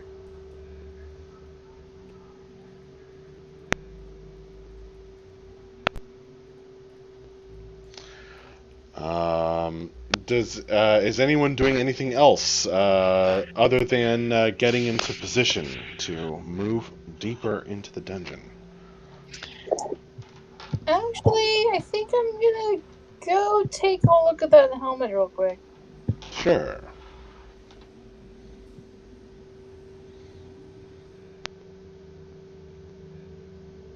Anybody want to come with? I'll come help you. Cool. It's a massive, shiny helmet, slight covering of dust, but it seems to have been laid atop the sand at some point in the past. Strangely shiny for how aged everything seems to be here. No, that's worrying. Mm-hmm. Is there any blood, any sign of a struggle around it? Or is it literally Not just... really, no. Hmm.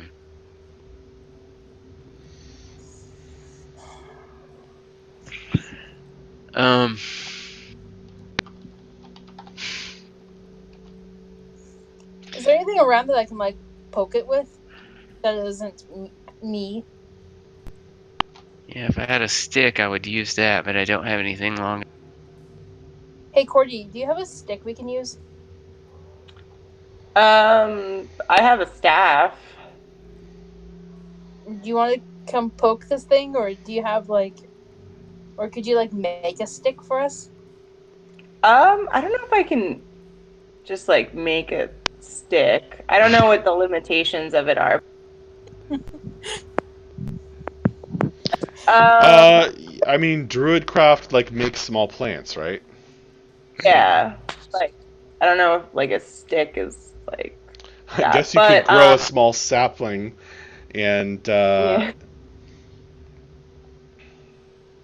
I'll grow a switch to beat things with. No, I'm kidding. But the helmet, so it doesn't have anything on it, right? It's all like shiny and weirdly clean, right? It's shiny and clean, yes. There's a slight covering of dust, but it seems to have been laid atop most of the sand and dirt in this room. Can I do some kind of like a perception check to see, like, I don't know, like the earth around it, like how disturbed it is, like if like it seems reasonable that someone placed it there, or if it's just, I don't really know exactly if that's even something I can do. I just think Make it's an weird. investigation check.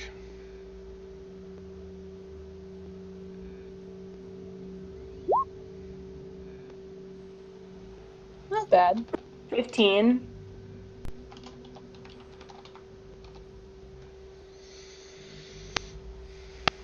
Uh, 15. The head that wore this helmet was enormous. Whoever it was, they probably had to stoop to move around in here.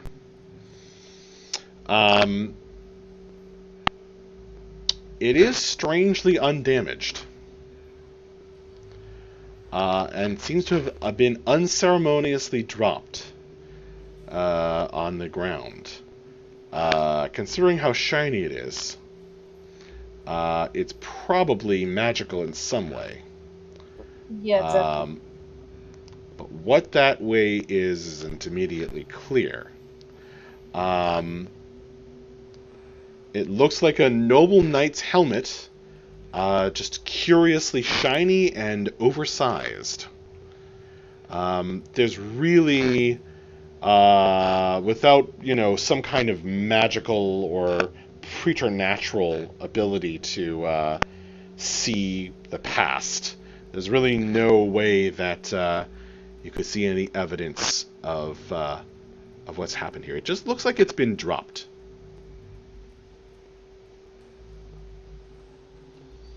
I'll take the end of my staff and I'll try to like lift it slowly. Like get underneath it and try to tilt it up. I don't know if you guys want to step. I don't know what it's gonna do, so I don't know if people want to like step back before. So you grow like a sapling and break it off, and then you poke. I'll just use my staff. Like I'll just straight up use. Oh, you use your walking stick, your quarterstaff or whatever. Yeah. Okay. Yeah, there's a metallic bink. The helmet, rolls over. There's some sand that has come inside of it that falls out of it. It's fairly heavy. It is quite a big hunk of metal, after all. But perhaps not as heavy as you might have expected. Is the sand the same kind of sand that's like in the general area, or does it look? It doesn't look different in any particular way. Is there a way? I mean, I'm almost to the point of touching this thing. Is there a way to? Is there a way one of us would be able to carry it if we found out it was safe to touch it? I mean, I'm just asking the group for suggestions. We could tie it to somebody the way we tied the light to Breath. If it's too big to put in a backpack or bag or anything. If I pick it up, how heavy does it feel to me?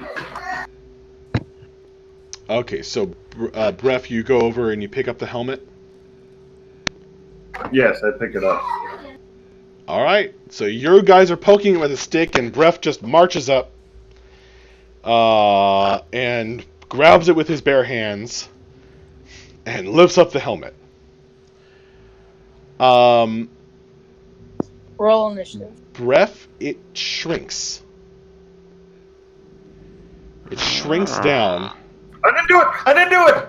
Until it is... Do you drop it or something? It shrinks down until it is the right size for you. Oh. I think I probably would drop it in surprise. Okay. Clink, clink, clink, clink. I examined my body. Did I just grow huge? Aequidus will pick it the up. same size when he drops it, or does it turn huge again? It stays the size that it shrank to. Okay. Aequidus will pick it up now. Well, hang on. Okay. But after a second, it slowly starts growing again. I'm shrinking again.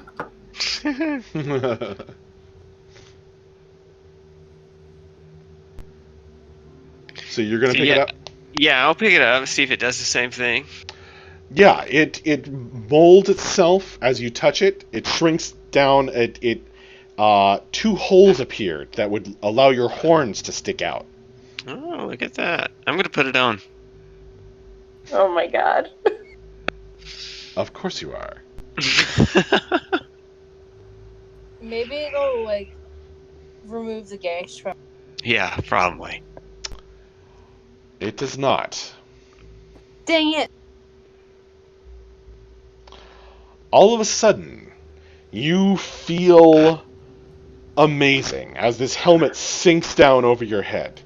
You feel incredible. You feel like you are a god, and everyone else in the room is an insect.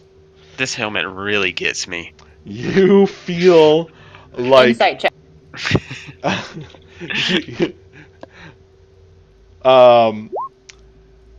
What did she get? Yeah, you can see his eyes widening, his pupils growing and his grin spreading across his face. And you are just filled with this overweening pride. You feel this great understanding entering your brain as you immediately start to understand everything that's going on around you. You feel like you could talk to anyone, and they would simply kneel down and kiss your feet. You feel that your eldritch magic is unstoppable and would surely lay low the mightiest of foes. You get a thought in your head. Where's you need to find a Tarask.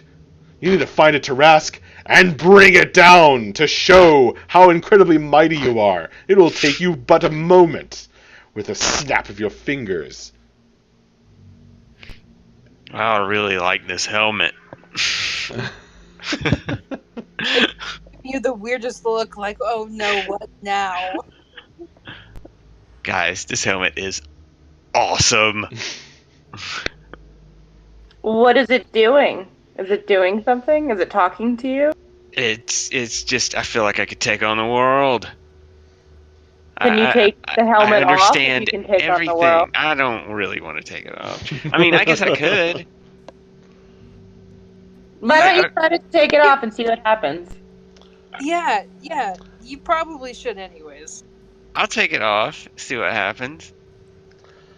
Oh man, it's like coming down off of the most incredible high. You just feel deflated. Ooh. You are nothing. You are worthless. You were basically did nothing in that last combat. You are the poop that real adventurers leave behind in the woods. You just feel terrible. It's depressing. Also, that special understanding you had is gone. You no longer feel like you could communicate with anyone. Okay. It's not as special when you take it off. So, like, I have a feeling we shouldn't give this to Breath. It might be a good idea. maybe we should.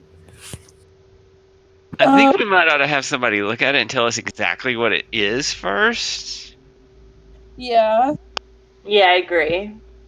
But we should try to find out before we try to commit to wearing it or touching it too much. We don't really know much about it. We got a lot of curse. Yeah. Equitus's shoulders slump forward, and he is bowed down as if by the weight of the world. I tell you though, it was a nice helmet, but You're still taking it holding off is not fun. Yeah. Kiri's gonna come up and hug him. Ak-Iri's legendary hugs, even notwithstanding, you still feel just miserable.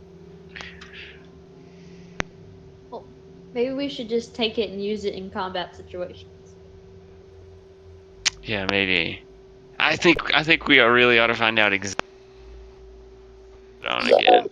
Let's not add another curse to Equitas. I don't think it's cursed, Just in but case. I think that it's strong. I think it'll just be helpful whenever, in combat. Maybe not, constantly wearing it, but... but Yeah, maybe so. Alright. I had a mushroom.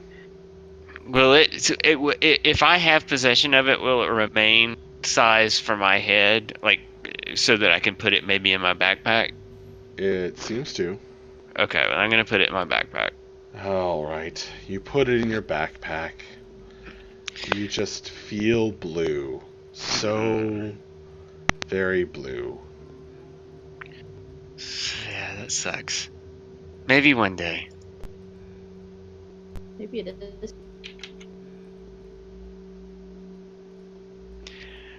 Well, you guys want to go check out that other room? Amazing.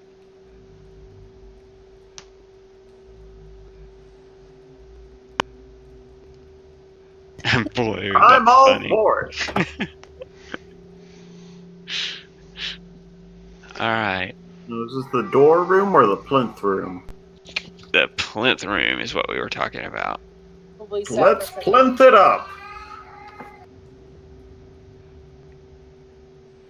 Okay, so after an entire night of incredibly near misses, someone finally steps on a trap. What? What? Literally, 10 times people are adjacent to these traps. You have no idea. Ah. Who stepped on it? Both Bref and Equitus. Oh, super duper. Oh no.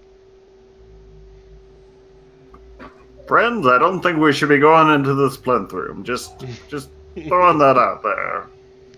I should play it again because it happened twice. There we go. Ugh. A trap door opens Oh. in each case and drops you down a nasty pit with smooth stone sides. And there's a hefty fall at the bottom. Go ahead and make dexterity saving throws. Oh, Oh no. fart.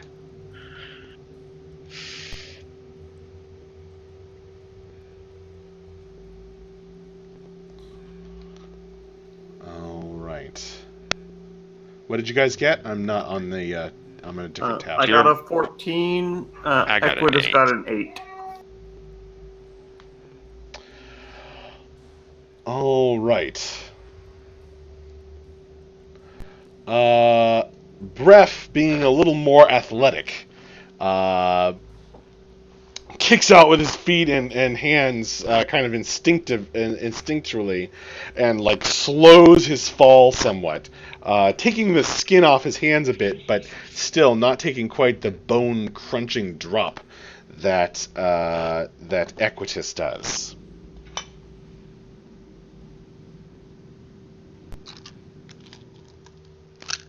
That's fine. I probably deserve it.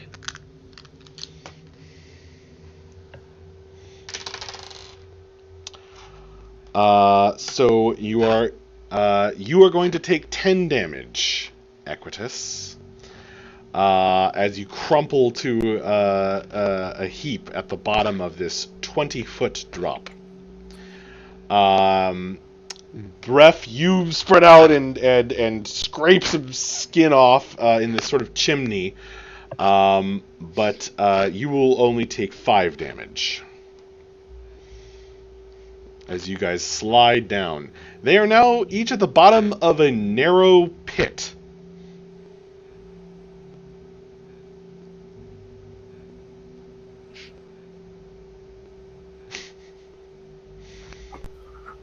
I found a lower level. So we're in the pit. So we're gonna Is there have anything probably. down here. You look around. I suppose guess I'd be feeling around. I'm guessing it's quite dark. it is. The only light would be from the stone 20 feet above you with the little square of light at the top. No, but like he has the rock. Oh right, so no, that's right. I have the toad hat. Oh, yes. So with your daisy chain hat glowing, Bref can actually see. Go ahead and make an investigation check as you examine your surroundings, kind of like in this narrow space.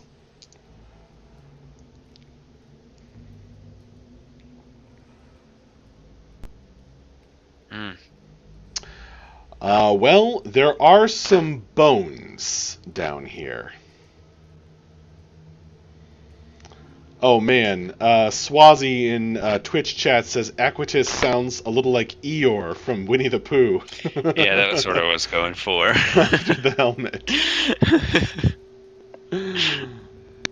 Exactly. There are some bones down here, broken bones. Someone must have fallen down and never been able to get out. These poor folks. They're about to have somebody else they can't get out. Anybody have a rope? Hey, Cordy, could you maybe make some vines like a ladder down to the... I can certainly try. I don't know. I don't know what the full limits of Druidcraft are. Well, that. you would know that it would take quite a sturdy vine to do with Druidcraft. You'd probably be better off just using an actual rope. Yeah, that's kind of what I was thinking, maybe.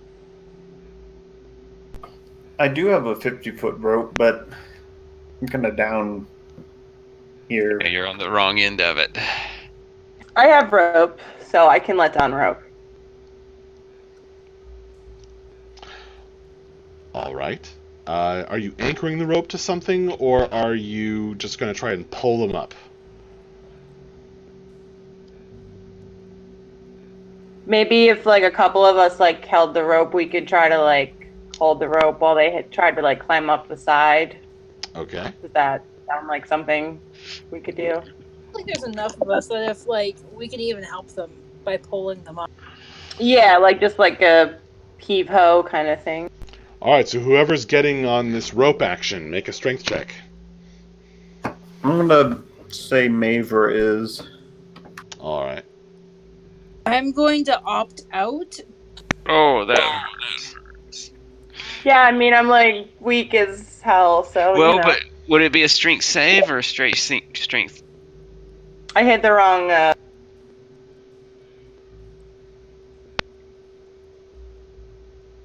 Sorry, what? I it would be a hit strength check. Yeah, I hit the one. I just gotta get it.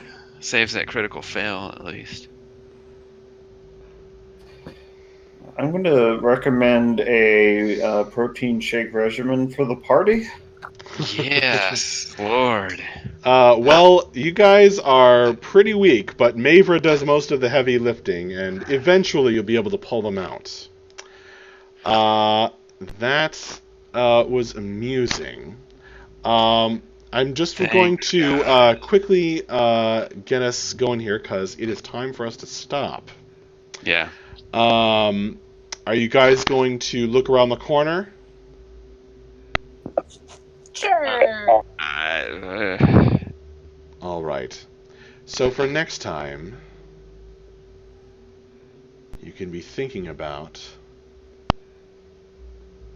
that strange plinth with the rune carved into it. And would you go around the next corner, Akiri? Sure. I'll go around the corner. All right. Oh. That will reveal something else. Another strange creature. Some sort of scepter or something. It's a sword. A sword. In a scabbard. Okay. All right. And with that, we are going to stop there. So thank you all very much for playing. That was a blast, guys. that was great. I had a great time. Mm-hmm. Thanks to our viewers, those of you who jumped in. I think we got up to 8 at one point, which was pretty cool. Nice. Thanks for hopping in or watching this later. If you watch this later, we are going to sign off until the next session of the Wildlands a week from now. I am Max Porter. I am Super Commoner, streaming every night this week if I can, doing RPG discussion and campaign design. And these wonderful people are players in the Wildlands campaign, and hopefully we'll stream again. Does anyone else want to jump in and say anything before I turn off the stream? Remember, kids, don't touch ghost trees. And always what? Always take shrooms, according to Courtney. That's right. All right. Well, on that note, we will say good night. Bye. Good night, Good night. Night. Thanks for watching.